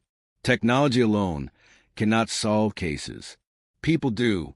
People who care enough to keep searching. People who believe answers matter. People who refuse to let a name become just another forgotten file. That was the true story behind Emily Carter's investigation. A case that survived because people remembered. A case that moved forward because people searched. A case that finally ended because someone discovered the clue that had been waiting all along. The DNA match changed history, but it did not create Emily's story. Her story existed long before the breakthrough. It existed in the memories of everyone who loved her. It existed in the photographs kept by her family. It existed in the community that refused to forget. And after 36 years, it existed in the evidence that finally spoke. The final lesson from Emily Carter's case was simple. Time can hide the truth, but time can also protect it. A mystery can survive decades. A question can remain unanswered. A family can wait through years of silence. But as long as someone continues searching, the story is not over. Because sometimes the smallest clue becomes the biggest answer. Sometimes one DNA match can rewrite history. And sometimes, after decades of darkness, justice finally finds its way home. The years that followed the resolution of Emily Carter's case brought a strange feeling to Willow Creek. For decades, the town had carried a question that appeared in conversations, in newspaper articles, in the memories of people who had lived through the fear and uncertainty of 1987. Where was Emily Carter? What happened that night? Who knew the truth? For 36 years, those questions remained unanswered. But after the DNA match, the silence that surrounded the case was finally broken. And yet, solving the mystery did not erase the past. It simply allowed people to finally understand it. That was something investigators wanted the public to remember. A cold case being solved is not the same as a tragedy being undone. Nothing could return the years Emily lost. Nothing could erase the pain her family carried. Nothing could change the fact that a young woman with a future ahead of her never got the chance to live it. But the truth gave something that uncertainty could never provide. Peace. The ability to stop searching. The ability to stop wondering. The ability to remember Emily without the shadow of an unanswered question hanging over every memory. For the detectives who worked on the reopened investigation, that was the greatest achievement. Not the headlines. Not the recognition. Not even the conviction. The greatest achievement was giving a family an answer, because every cold case begins with a person, not evidence, not suspects, not theories, a person. Someone whose life mattered, someone whose story deserves to be heard. Emily Carter's story became a reminder of that. She was not just a woman from the missing posters. She was not just a name attached to a decades-old investigation.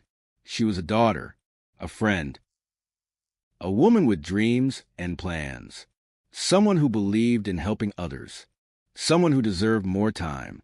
The investigators who studied the case after conclusion often returned to the same thought. The DNA match solved the mystery, but Emily's own actions preserved the possibility of justice. The evidence survived because people protected it. The investigation continued because people cared. The truth emerged because nobody allowed the case to disappear completely. That was why the case became so meaningful to law enforcement agencies. It showed that persistence matters. It showed that old evidence still has value. It showed that a case considered impossible can change in a single moment. The forensic world continued evolving after Emily's case. New technologies developed. New methods appeared. More old investigations were reopened. Evidence that had once been considered useless was examined again. And in many cases, investigators found the same thing. The answers were not always missing. Sometimes they were simply waiting. That idea became known among cold case investigators as the power of time. Time creates distance. But time can also create opportunity. A witness who is afraid may eventually speak. A technology that did not exist may finally arrive. A piece of evidence may finally reveal what it always contained. Emily's case represented all of those possibilities. The DNA profile had been there since the beginning. The connection existed. The truth existed. But the world needed to catch up. That was the part many people found difficult to understand. The answer had existed before anyone knew how to find it. A mystery that lasted 36 years was solved because science opened a door that had always been there. The community of Willow Creek continued honoring Emily in small but meaningful ways. There were no large celebrations, no attempt to turn tragedy into entertainment. Instead, people chose remembrance. They remembered the woman. They remembered the kindness. They remembered the life before the disappearance. Because after years of focusing on what happened to Emily, they wanted focus on who Emily was. That became the final transformation of the case. A story that began with loss eventually became a story about memory. A story about the importance of never giving up. A story about the power of one piece of evidence. The investigation also changed the way many people viewed forensic science. Before Emily's case, some believed technology was only useful for new crimes. But the DNA breakthrough proved something different. Science can reach backward. It can travel through decades. It can connect moments separated by generations. It can give answers to people who thought they would never receive them. The DNA match was not just a scientific result. It was a bridge between 1987 and the present, a bridge between a family's questions and the truth, a bridge between a forgotten investigation and justice.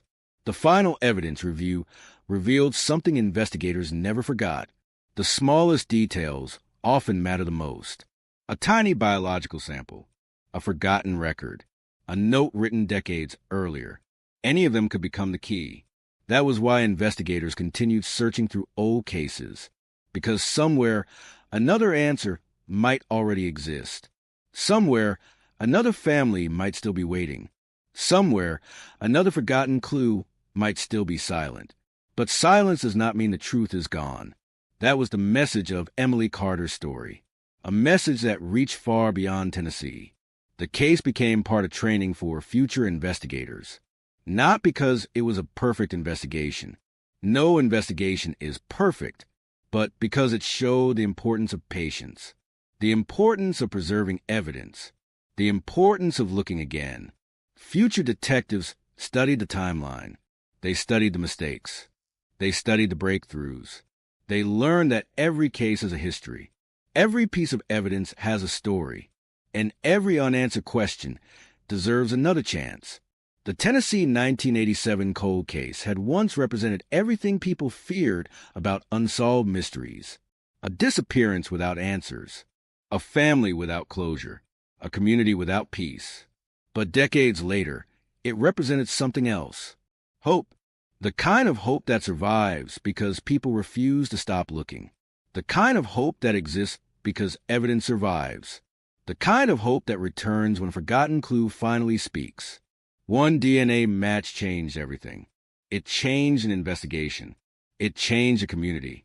It changed the lives of everyone who had waited. And most importantly, it changed the story of Emily Carter. Because after 36 years, she was no longer a question. She was an answer, and that answer proved something investigators would never forget. No case is truly silent, not while evidence remains, not while memories survive, not while someone is still willing to search. The story of Emily Carter continued to echo long after the final pages of the investigation were written, because some cases disappear after the verdict. Some names fade after the cameras leave. Some headlines vanish as the world moves toward the next mystery. But Emily's story remained, not because of the crime alone, not because of the shocking DNA discovery, but because of what the case represented. A reminder that behind every cold case is a person whose story is still waiting to be completed. The investigators who worked on the case often said the most difficult moment was not identifying Thomas Reed. It was looking back at the years before the breakthrough, the years when Emily's family lived without answers, the years when the evidence sat quietly, the years when the possibility of solving the case seemed smaller with every passing year. Those years represented the hardest part of any cold case investigation, the waiting. For families, waiting is not passive. It is a constant emotional battle. Every phone call, every unknown number, every letter in the mailbox, every news report about another solved case.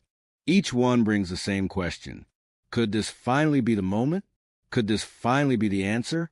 Emily's family lived with that question for decades, but they never allowed her name to disappear. That became one of the most important parts of the investigation, because memory preserved what evidence could not. The world of 1987 was very different. Technology was limited. Investigations moved differently. Information traveled slower. DNA analysis was still developing. The tools that exist today were unimaginable.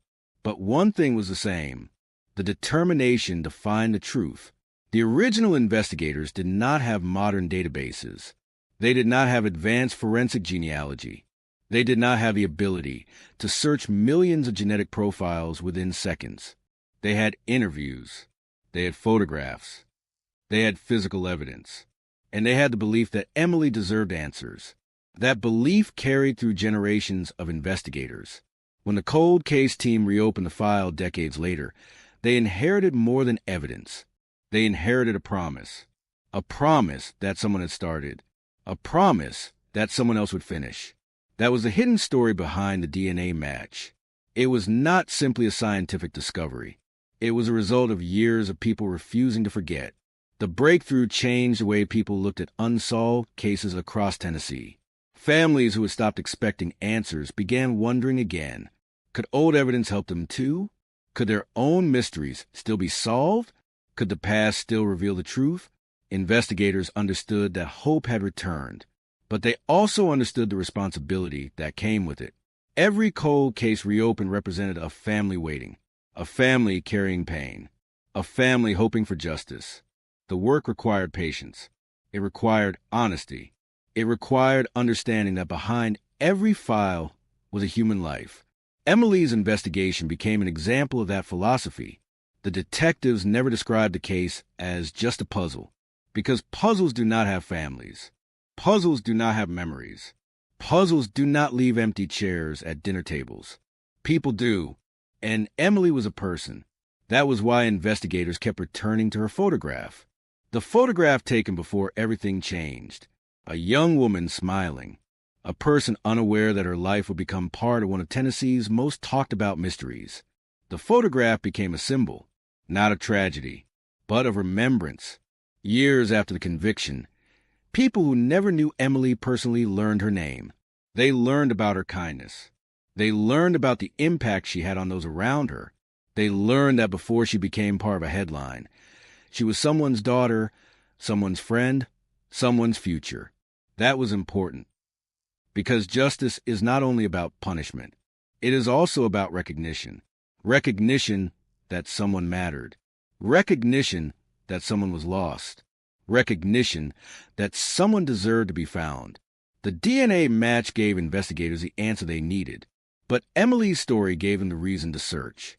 That distinction remained powerful, because technology can reveal evidence, but it cannot create compassion.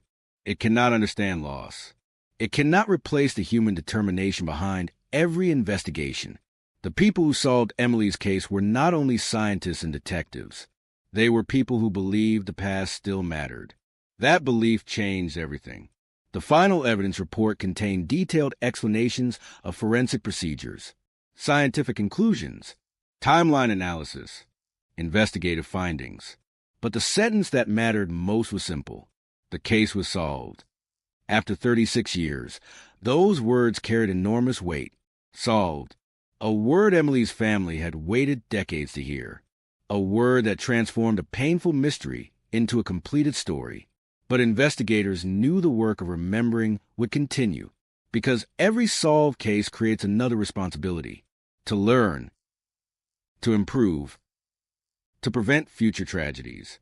Emily's case became part of conversations about missing persons investigations, about preserving evidence, about using technology to revisit unanswered questions, about giving old cases new opportunities, and perhaps most importantly, about never assuming that time has defeated the truth. The truth does not always arrive quickly. Sometimes it takes years, sometimes decades. Sometimes it waits inside a piece of evidence nobody understands until the future arrives. That was the mystery of Emily Carter. The answer was not created in the moment, it was discovered. It had been waiting all along. A single DNA match, a single connection, a single moment when the past finally reached the present. And that moment changed everything. The Tennessee 1987 cold case was no longer remembered as a story of disappearance. It became a story of discovery, a story of persistence, a story of the belief that every unanswered question deserves one more look. Because somewhere, hidden among forgotten files and aging evidence, another truth may still be waiting. Another family may still be hoping. Another cold case may still be alive. And as long as someone is willing to search, listen, and believe, the silence can always be broken. Years after the final investigation ended, the name Emily Carter continued to appear whenever detectives discussed the future of cold case investigations. Not because her case was the oldest, not because it was the most complicated, but because it represented something investigators rarely get to see. A moment when the past finally gives up its secrets. The Tennessee 1987 cold case had spent decades surrounded by uncertainty. A missing woman, a silent file, a family searching for answers, a community that carried a question nobody could answer, but then one piece of evidence changed everything. One DNA match, one connection between the past and the present, and suddenly, the case that seemed frozen in time began moving again. For many investigators, that was the most powerful lesson. The truth does not always disappear. Sometimes it simply waits. The final years of Emily's investigation revealed how fragile justice can be. A case can depend on something incredibly small. A trace left behind, a sample preserved, a detail recorded correctly, a person willing to look again. Without those things, the story could have ended differently. The evidence could have remained unnoticed. The investigation could have stayed closed. The questions could have continued for another generation. That possibility was what motivated cold case investigators across the country, because they understood something that many people did not. Every unsolved case has a story still trapped inside it. The challenge is finding the key. For Emily Carter, that key was DNA. But the investigators knew that every case would be different. Some answers would come from new science, others from old memories, others from witnesses who finally decided they were ready to speak. The path changes. The mission does not. Find the truth. That mission was what connected the detectives of 1987 with the investigators decades later. They worked in different eras. They used different tools. But they were searching for the same thing. Justice for Emily. The original detectives who handled the disappearance never saw the final breakthrough. Many had retired. Some had passed away. But their work remained. Their reports, their interviews, their evidence collection. Everything they did became part of the foundation that eventually solved the case. That was something the modern investigators often emphasized. Solving a cold case is rarely about one person. It is about generations of effort. One investigator starts the search. Another continues it. Another finds the missing connection. The truth is built piece by piece. The Emily Carter investigation proved that. The breakthrough belonged to the future. But the foundation belonged to everyone who refused to let the case disappear. The community of Willow Creek also changed after the investigation ended. For years, the town had been known for the mystery. People remembered the disappearance. They remembered the fear. They remembered the uncertainty. But after the case was solved, the focus slowly changed. People began remembering Emily's life instead of only her disappearance. They remembered the young woman who loved helping others, the woman who had dreams, the woman who had a future. That transformation was important because a solved case should not only explain what happened, it should also restore the person who was lost. Emily's story became more than a crime investigation. It became a reminder that every missing person has a life beyond the case file, a history, a family, a place in the world. That message reached people far beyond Tennessee. Families following other cold cases saw themselves in Emily's story. They understood the waiting. They understood the uncertainty. They understood the fear that answers might never come. But Emily's case gave them something they had not felt in years.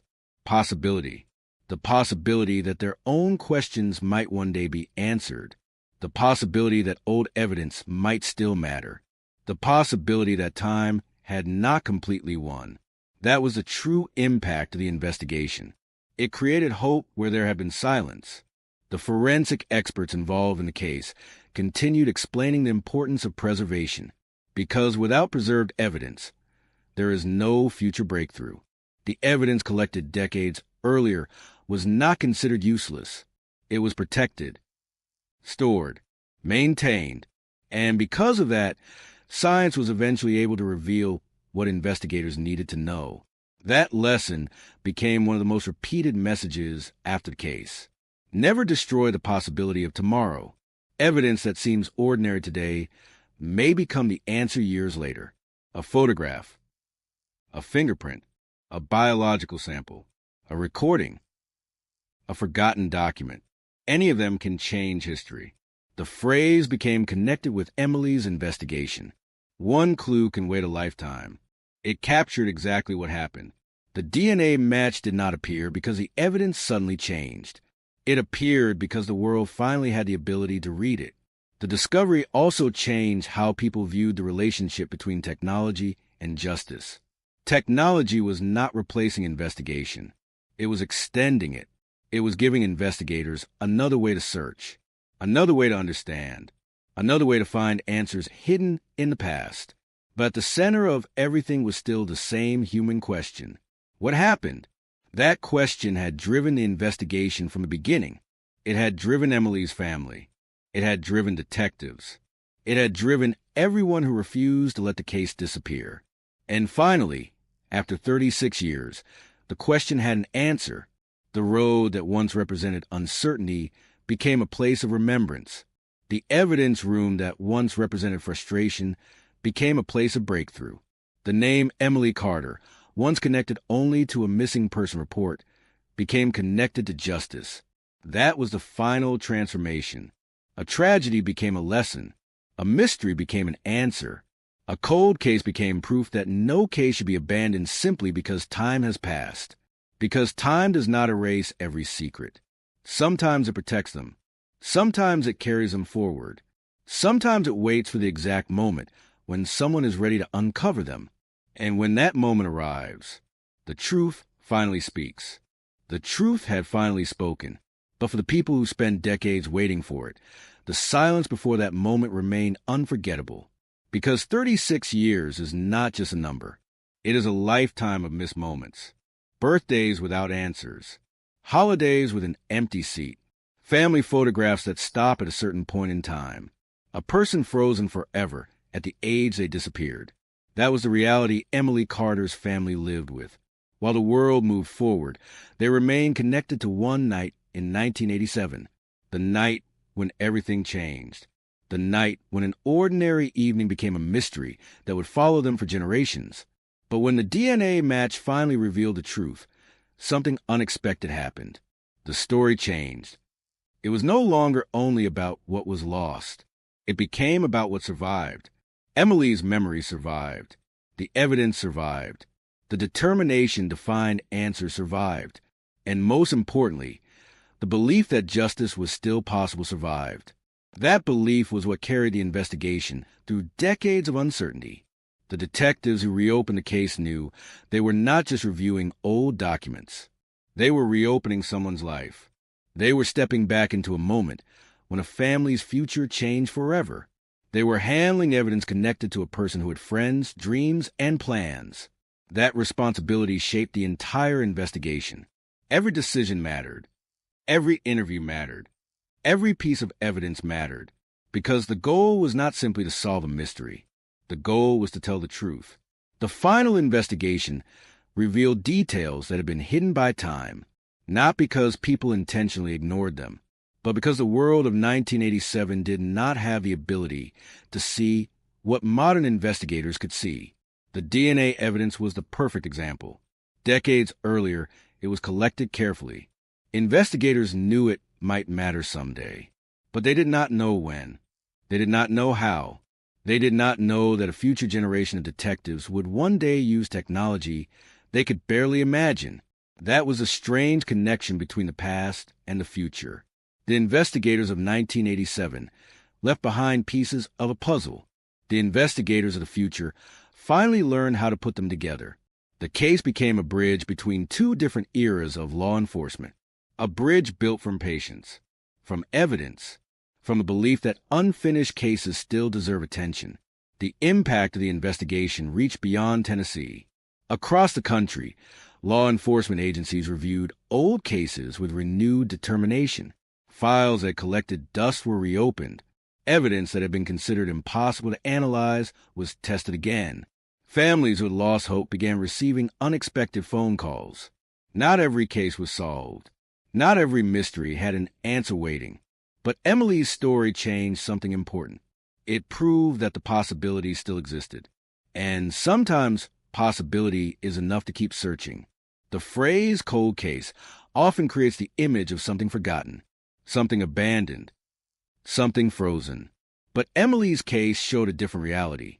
A cold case is not frozen forever. It is a story paused, a question waiting, a chapter unfinished. And sometimes all it takes is one new discovery to begin writing again.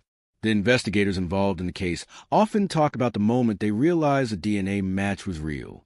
They described the room becoming quiet, not because they were unsure, but because they understood the importance of what they had found. They were looking at a connection that had been missing for decades, a connection that could finally answer a family's deepest question. Who was responsible? The answer was painful, but it was also necessary, because uncertainty has its own kind of suffering. Not knowing can become its own prison. For Emily's family, the truth brought grief, but it also brought freedom. Freedom from endless questions. Freedom from wondering. Freedom from imagining countless possibilities. They could finally stop searching for what happened. They could finally begin remembering Emily without the weight of mystery. That was the gift of the investigation. Not happiness, not forgetting, but peace. The community also learned another important lesson. Appearances can be misleading. For decades, people struggled with the idea that someone they knew could be connected to such a terrible crime, because the most frightening cases are often not the ones involving strangers. They are the ones where the truth hides behind familiarity, behind ordinary conversations, behind normal routines, behind someone who appears invisible. Thomas Reed's story became part of that difficult conversation. It forced people to reconsider what they thought they knew. But investigators also warned against simple conclusions. The lesson was not that everyone should be viewed with suspicion. The lesson was that evidence matters. Facts matter. Truth matters. Assumptions can fail. But evidence can reveal. That was what happened in Emily's case. The evidence waited until it could finally tell the story. Years after conviction, the original investigation files were preserved as a reminder of what persistence can accomplish. Inside those files were decades of questions, but also decades of effort.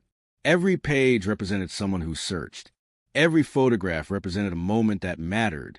Every report represented someone trying to understand what happened. The case was never truly abandoned. It was simply waiting for the right moment. The final chapter of Emily Carter's story was not about the night she disappeared. It was about everything that happened afterward. The people who remembered, the investigators who continued, the technology that arrived, the evidence that survived, The DNA match that changed history, because the most powerful message from the Tennessee 1987 cold case was not about the past. It was about the future. It was about every family still waiting, every investigator still searching, every piece of evidence still hidden, every question still unanswered. The story of Emily Carter proved that time can be long, but it is not always stronger than the truth. A mystery can survive for decades. A case file can grow old. A trail can go silent. But one piece of evidence can bring everything back. One discovery. One connection. One moment when the past finally reaches the present. And when that happens, the impossible becomes possible. The impossible had become possible.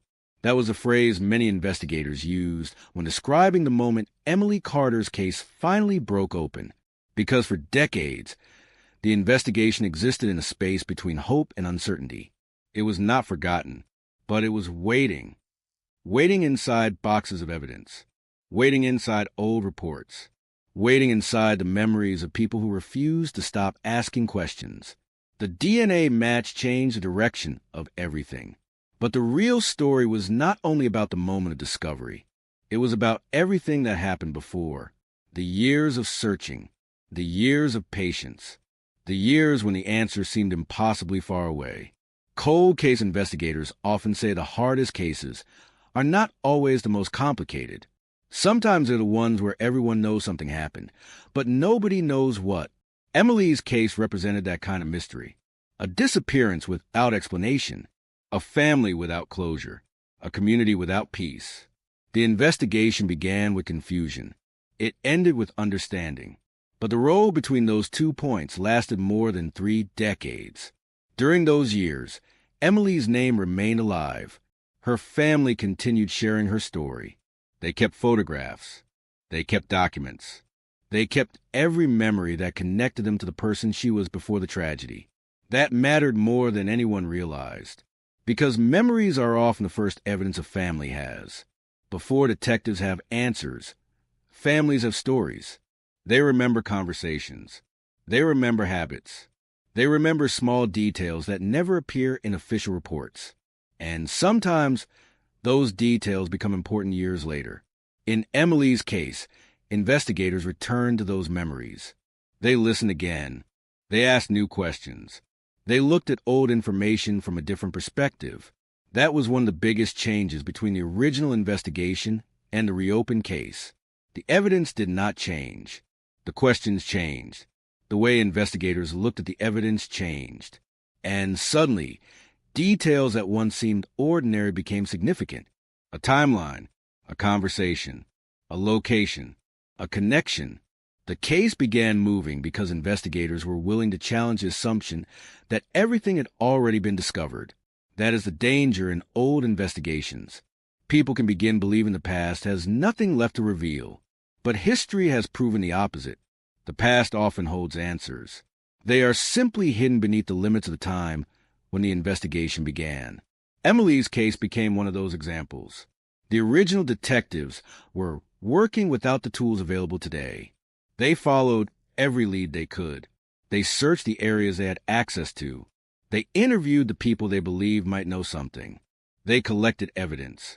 They did what investigators are supposed to do. But some answers require the future. That was the role of DNA technology. It did not replace detective work. It completed it. The DNA match was powerful because it connected 2 moments separated by decades. A moment in 1987 and a moment in the modern investigation. The evidence created a line through time, a line that investigators could finally follow. The public reaction to the case showed how deeply Emily's story had affected people. Many residents said they remembered where they were when they first heard the news. They remembered the search. They remembered the uncertainty. They remembered seeing Emily's photograph. That photograph became part of the community's memory. A reminder that someone was missing.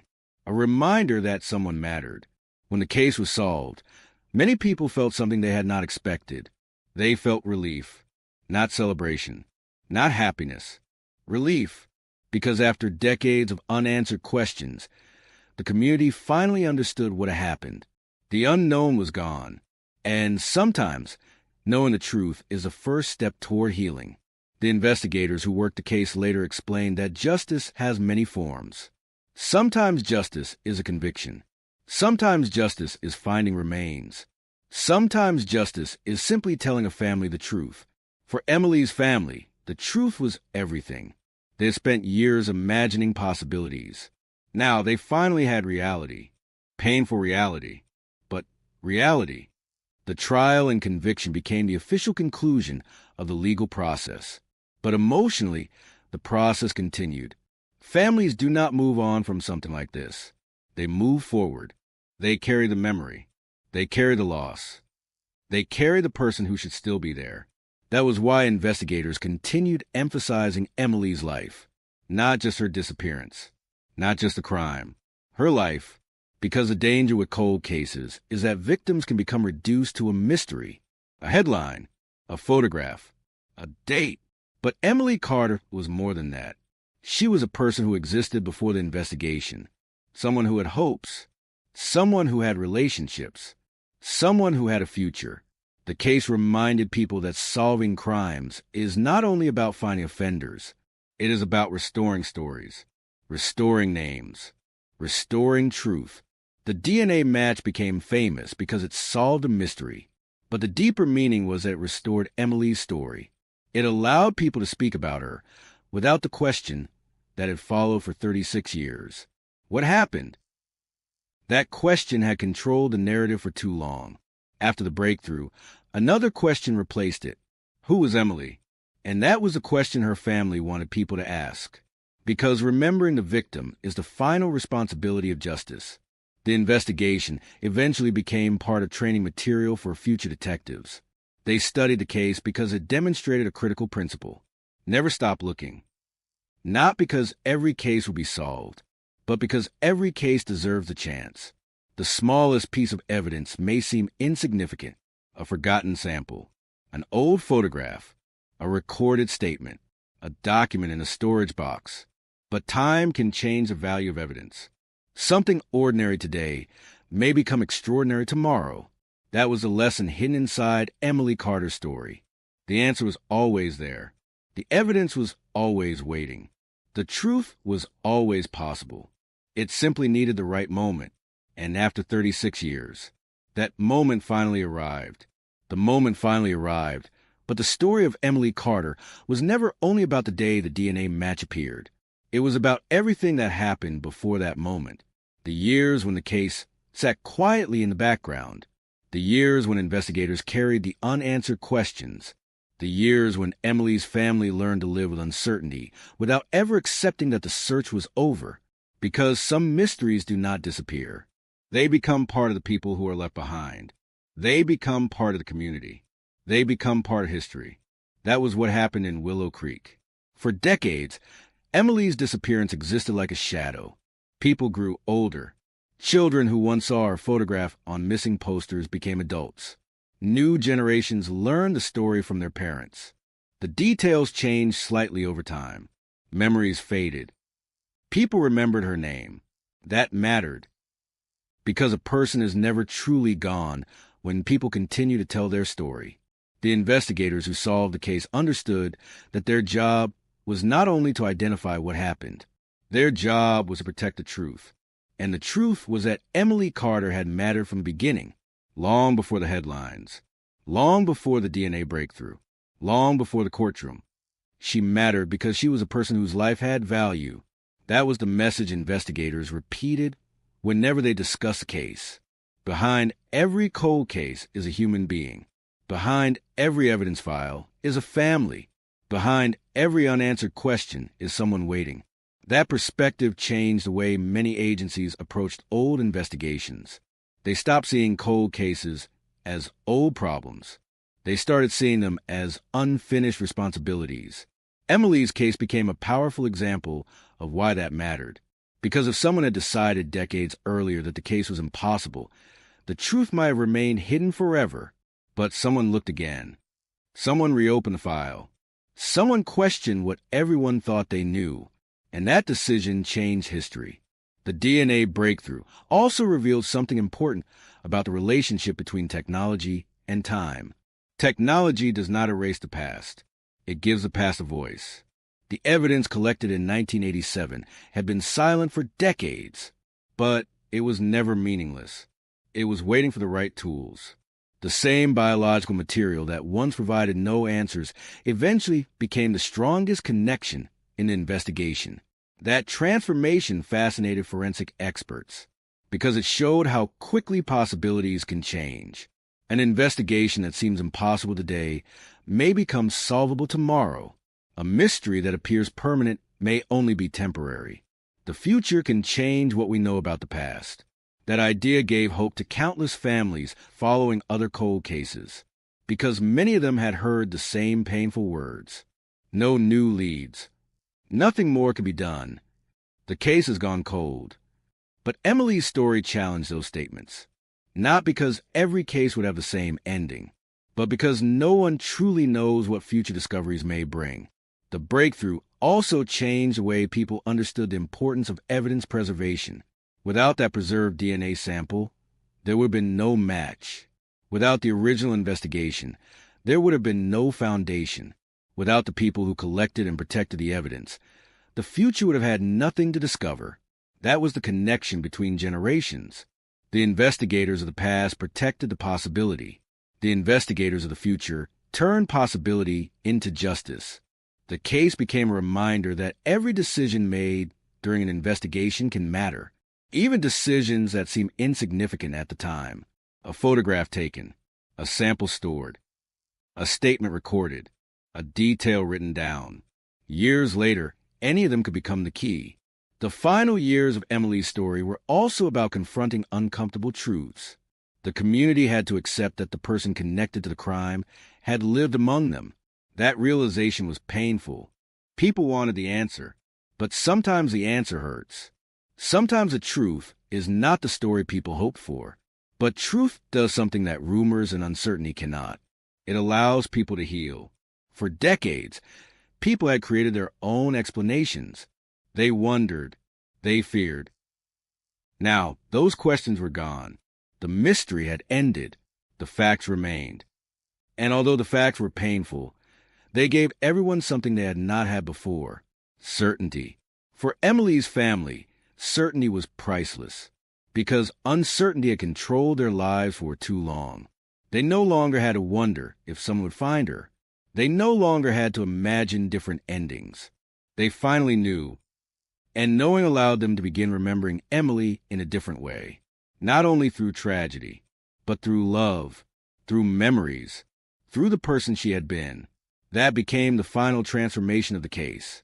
The investigation started with a missing woman. It ended with a remembered life. The headline focused on the DNA match. The world focused on the shocking breakthrough. But the people closest to Emily focused on something else. They focused on her smile, her kindness, her dreams, the moments before everything changed. Because justice is not only about what happens after a crime. It is also about remembering what existed before it. Emily's life was the most important part of her story. The crime was only the moment that took her away. The investigation was the journey to bring her story back. And after 36 years, that journey was complete. The Tennessee 1987 cold case had been solved, but its impact continued, because every solved case leaves behind a message. And Emily Carter's message was clear. Never assume the truth is gone. Never assume the evidence has no value. Never assume time has won.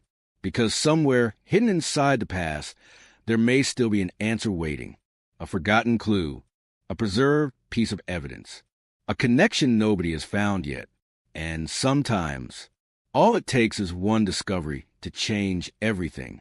The discovery that changed everything did not happen in a dramatic moment. There was no thunder. No warning. No sign that history was about to change. It was simply a result on a screen. A DNA profile matching evidence collected decades earlier. But that quiet moment carried the weight of 36 years of waiting. Because for Emily Carter's family, that single match represented something they had almost stopped believing was possible. An answer, not a theory, not a possibility, not another unanswered question. An answer The Tennessee 1987 cold case had finally moved from mystery into history, but investigators knew the importance of that moment extended far beyond one case. It represented every family still waiting, every detective still searching, every evidence box still sitting in storage, every file marked unfinished. Emily's case proved that time does not always destroy the truth. Sometimes time protects it. The investigation became a reminder that justice does not always follow a straight line.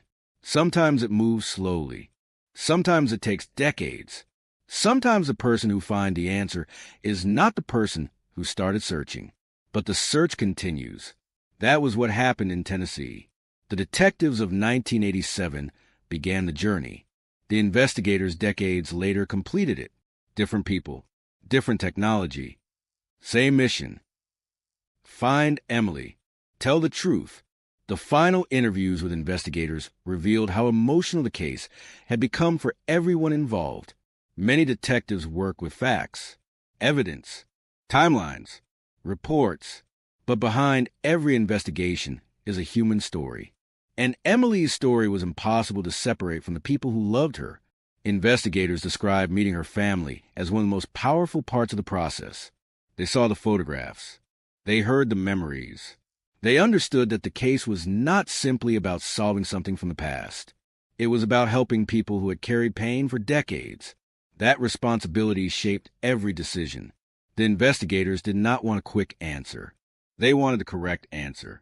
They wanted a conclusion that could withstand questions, a conclusion built on evidence. That careful approach became especially important because the case had survived for so long. The passage of time created challenges. Witnesses remembered differently. Records had to be reviewed carefully. Details had to be confirmed. The investigators had to separate facts from assumptions. They had to rebuild the story step by step. And every step led them closer to the truth. One of the most important lessons from Emily's case was that old investigations should never be viewed only through the eyes of the past. The past had limitations. The present has possibilities. A detective in 1987 could only use the tools available then. A detective decades later could ask different questions. That difference mattered. The original investigation was not erased. It was expanded. The future added another chapter.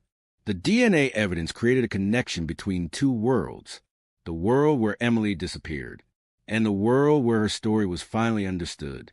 That connection was what made the case unforgettable. It was not only about identifying a suspect. It was about proving that the passage of time does not always protect someone from the truth. For decades, Thomas Reed lived with the belief that the past would remain buried.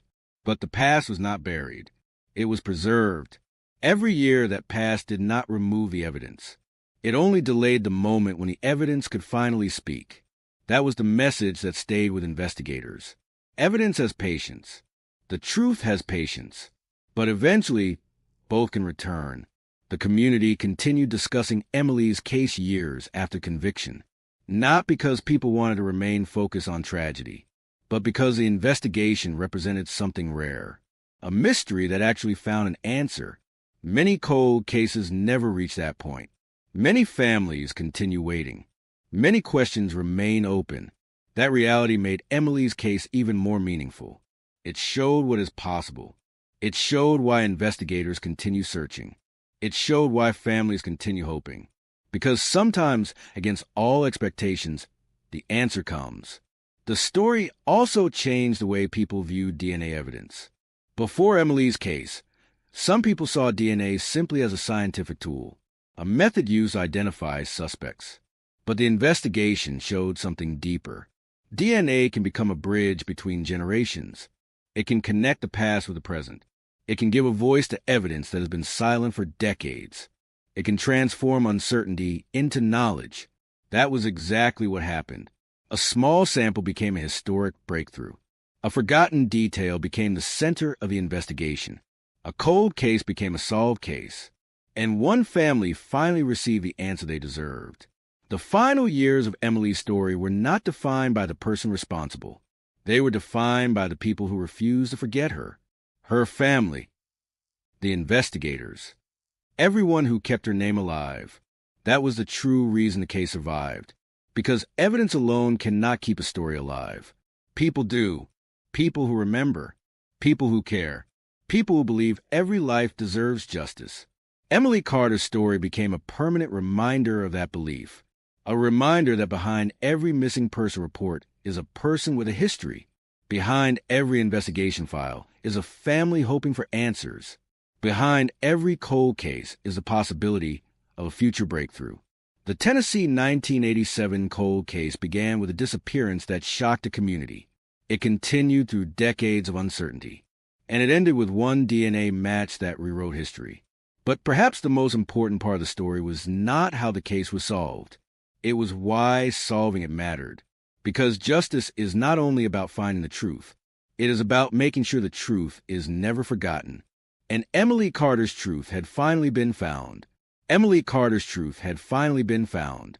But the story of her case continued to live on because some investigations leave behind more than answers.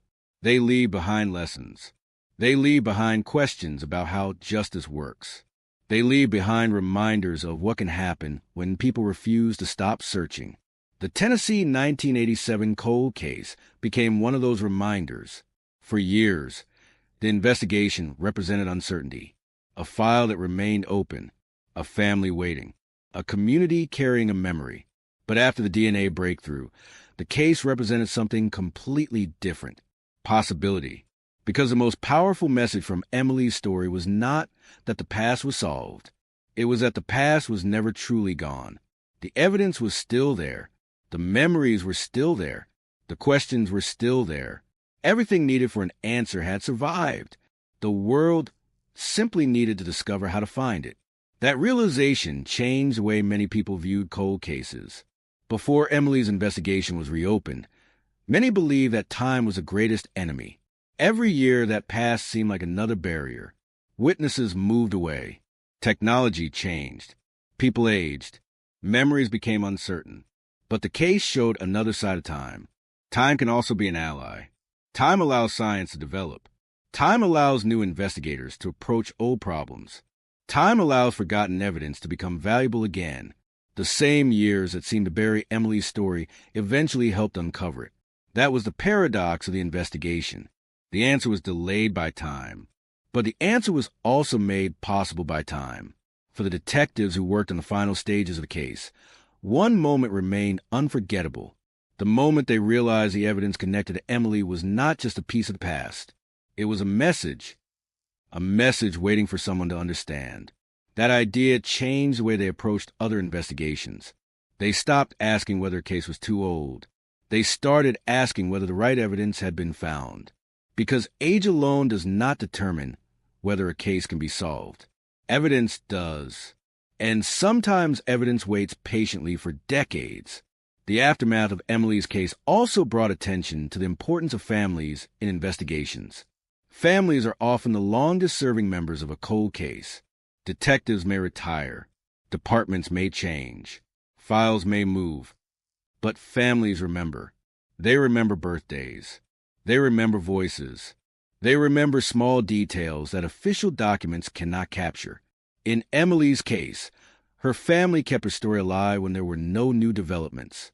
They continued speaking her name when the investigation became quiet. They continued believing that someone would eventually find the truth. That belief became part of the solution, because every investigation needs evidence. But it also needs people who care enough to keep looking.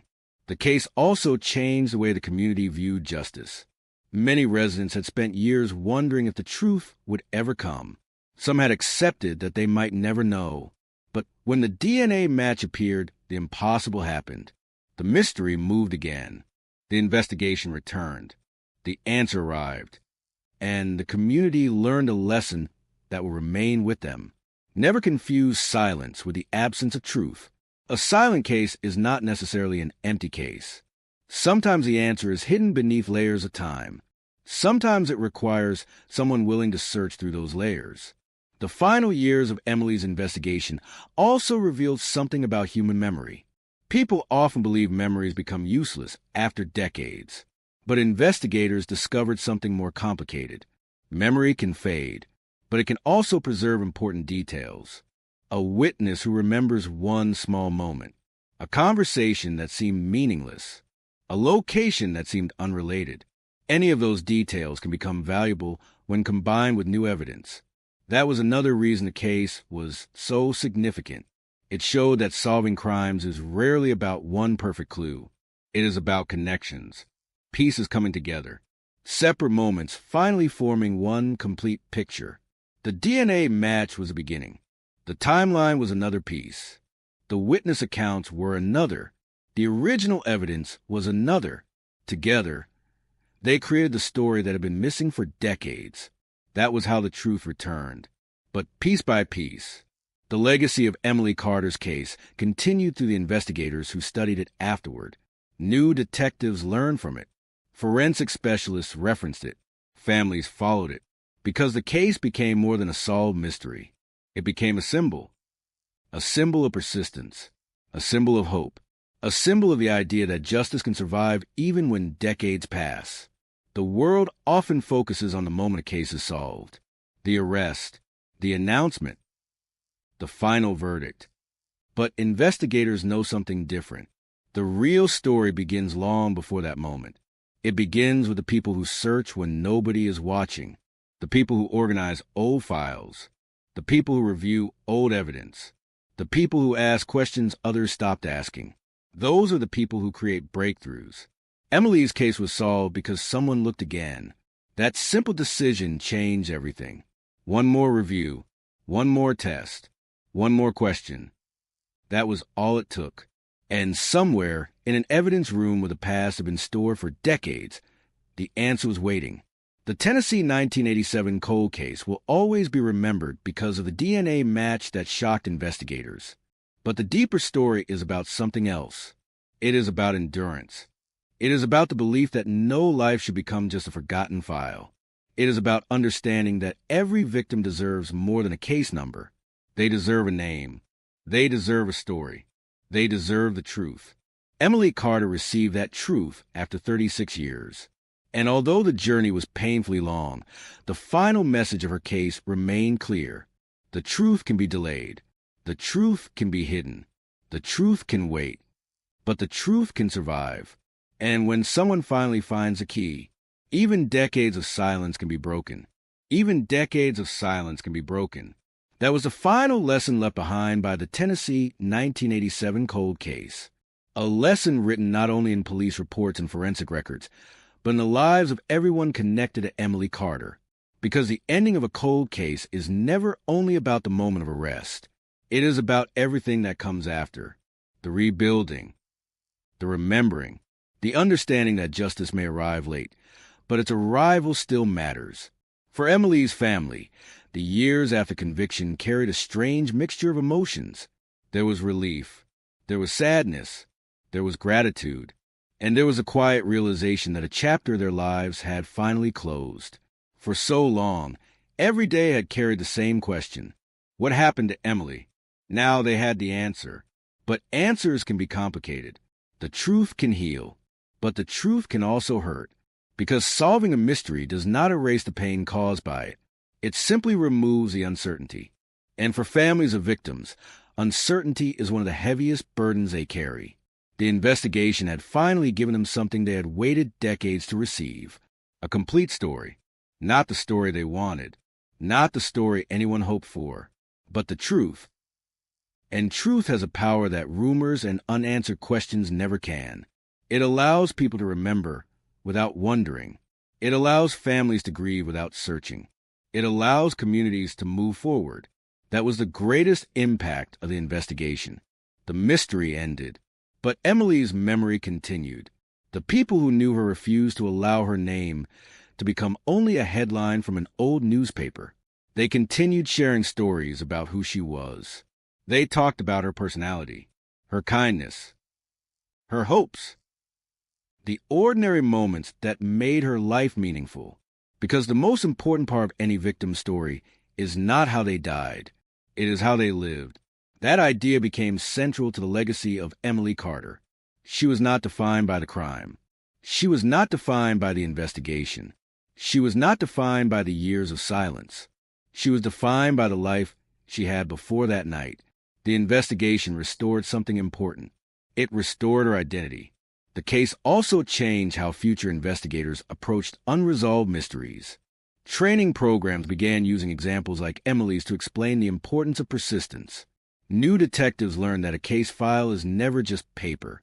It represents someone waiting, someone remembered, someone whose story matters. They learned that every decision during an investigation could have consequences decades later. A photograph, a fingerprint, a recorded interview, a preserved sample. Any of these could become the clue that changes everything. The future of forensic science continued developing. Technology became faster. Methods became more advanced. Databases expanded. Old evidence gained new possibilities. But investigators understood that technology was only one part of the solution. The human element remained essential. Someone still had to ask the question. Someone still had to open the file. Someone still had to believe there was something left to discover. That was the true power behind Emily's case. The DNA match was a breakthrough, but determination was the reason the breakthrough happened. The case also forced the community to confront difficult emotions. People had to accept that answers are not always simple. Sometimes the truth arrives carrying pain. Sometimes justice comes after years of waiting. Sometimes closure does not feel the way people imagine. But even when the truth is painful, uncertainty is often worse, because uncertainty leaves endless possibilities. It creates endless questions. It keeps people trapped in the past. The truth, even when difficult, allows people to finally step forward. That was what happened in Willow Creek. For decades, the town looked backward. They looked at the night Emily disappeared. They looked at the unanswered questions. They looked at the mystery. After the investigation ended, they began looking differently. They looked at Emily. Not the case. Not the headlines. The person. That change was perhaps the most meaningful outcome of all, because every cold case is a danger. The victim can disappear behind the investigation, the evidence, the suspects, the theories. But Emily's story refused to let that happen. Her life remained at the center. The DNA match shocked the world. The conviction ended the legal battle. But remembrance became the final chapter. And that chapter continues. Because stories like Emily's become part of something larger. They become reminders. Reminders that every missing person matters. Every unanswered question matters. Every family waiting for answers matters. The Tennessee 1987 cold case began as a tragedy, but it ended as a message that reached far beyond one town, a message that reached anyone who has ever wondered if an impossible mystery could still be solved. The answer is yes. Not always, not easily, not quickly, but sometimes. Sometimes the evidence survives. Sometimes someone looks again. Sometimes a forgotten clue becomes a discovery that changes everything. That was what happened with Emily Carter, a case that remained silent for 36 years, a mystery that seemed frozen, a question that refused to disappear, until one DNA match rewrote history. And after all those years, the truth finally came home.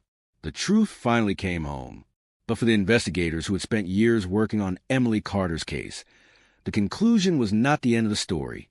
It was a reminder of why they chose this work, a reminder of why old files still mattered, a reminder that behind every unanswered question was someone waiting for the truth.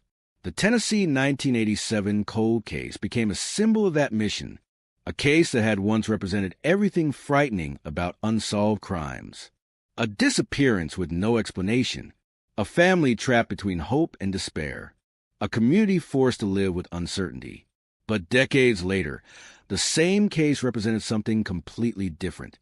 A breakthrough, a second chance, a reminder that time does not always win. The investigators who reviewed Emily's file after so many years described the process as looking into history. The photographs had faded. The names inside the reports belonged to another era, but the emotions were still immediate. The fear, the confusion, the urgency, all of it remained. because some moments in history never truly disappear. They remain preserved through evidence, through memories, through the people who refuse to forget. That was the invisible force behind Emily's investigation. For 36 years, there were people who continued carrying pieces of a story. Family members who remembered, friends who spoke about her, investigators who kept the file. Each person held a small piece, and eventually those pieces came together. That was how cold cases are often solved, not through one magical discovery, but through persistence, through thousands of small decisions, through people who understand that every detail has value. Emily's case showed why investigators must remain patient. A clue that seems insignificant today may become the most important clue tomorrow. A technology that does not exist today may become the tool that reveals the truth years later. The future can change the meaning of the past. That was exactly what happened. The evidence collected in 1987 was not enough to solve the case at that time, but it was enough to preserve the possibility. And decades later, that possibility became justice. The story also changed how many people thought about the phrase cold case. For some, the word suggested something finished, something forgotten, something beyond repair. But Emily's investigation proved otherwise. A cold case is not necessarily a dead case. It is a case waiting for the right moment, the right technology, the right question, the right person willing to search. That idea became one of the strongest messages connected to the investigation. Never underestimate what remains hidden, because the answer may already exist. It may be sitting in a file, stored in an evidence room, recorded in an old interview, waiting for someone to discover its meaning. The investigation into Emily's disappearance also revealed the importance of time in another way. Time changes people. It changes communities. It changes perspectives. A witness who once stayed silent may eventually understand the importance of speaking. A detective who once worked a case may pass information to another generation. A family that once felt forgotten may finally receive a phone call they thought would never come. Time creates distance, but it can also create opportunities. For Emily's family, the phone call announcing the breakthrough changed everything. After decades of uncertainty, they heard words they had been waiting for. The case was moving again. The answer might finally come. For investigators, that moment carried enormous responsibility, because hope can be fragile. They knew they could not promise an outcome. They could only promise effort. They could only promise that they would follow the evidence wherever it led. And the evidence led them to the truth. The final investigation became a story about trust. Trust in science. Trust in evidence. Trust in the process. But most importantly, trust that searching still matters. That belief is what separates solved cases from forgotten ones. Someone has to believe the answer is still possible. Emily's case had many moments when that belief could have disappeared. Years passed. Leads faded. Attention moved elsewhere. But the case survived. And survival created the opportunity for justice. The conviction of Thomas Reed brought legal closure. But the deeper impact of the investigation was something larger. It changed the way people viewed forgotten cases. It gave hope to families who had spent years feeling invisible. It reminded communities that unanswered questions still deserve attention. It showed investigators that persistence can overcome time. And it proved that truth does not have an expiration date.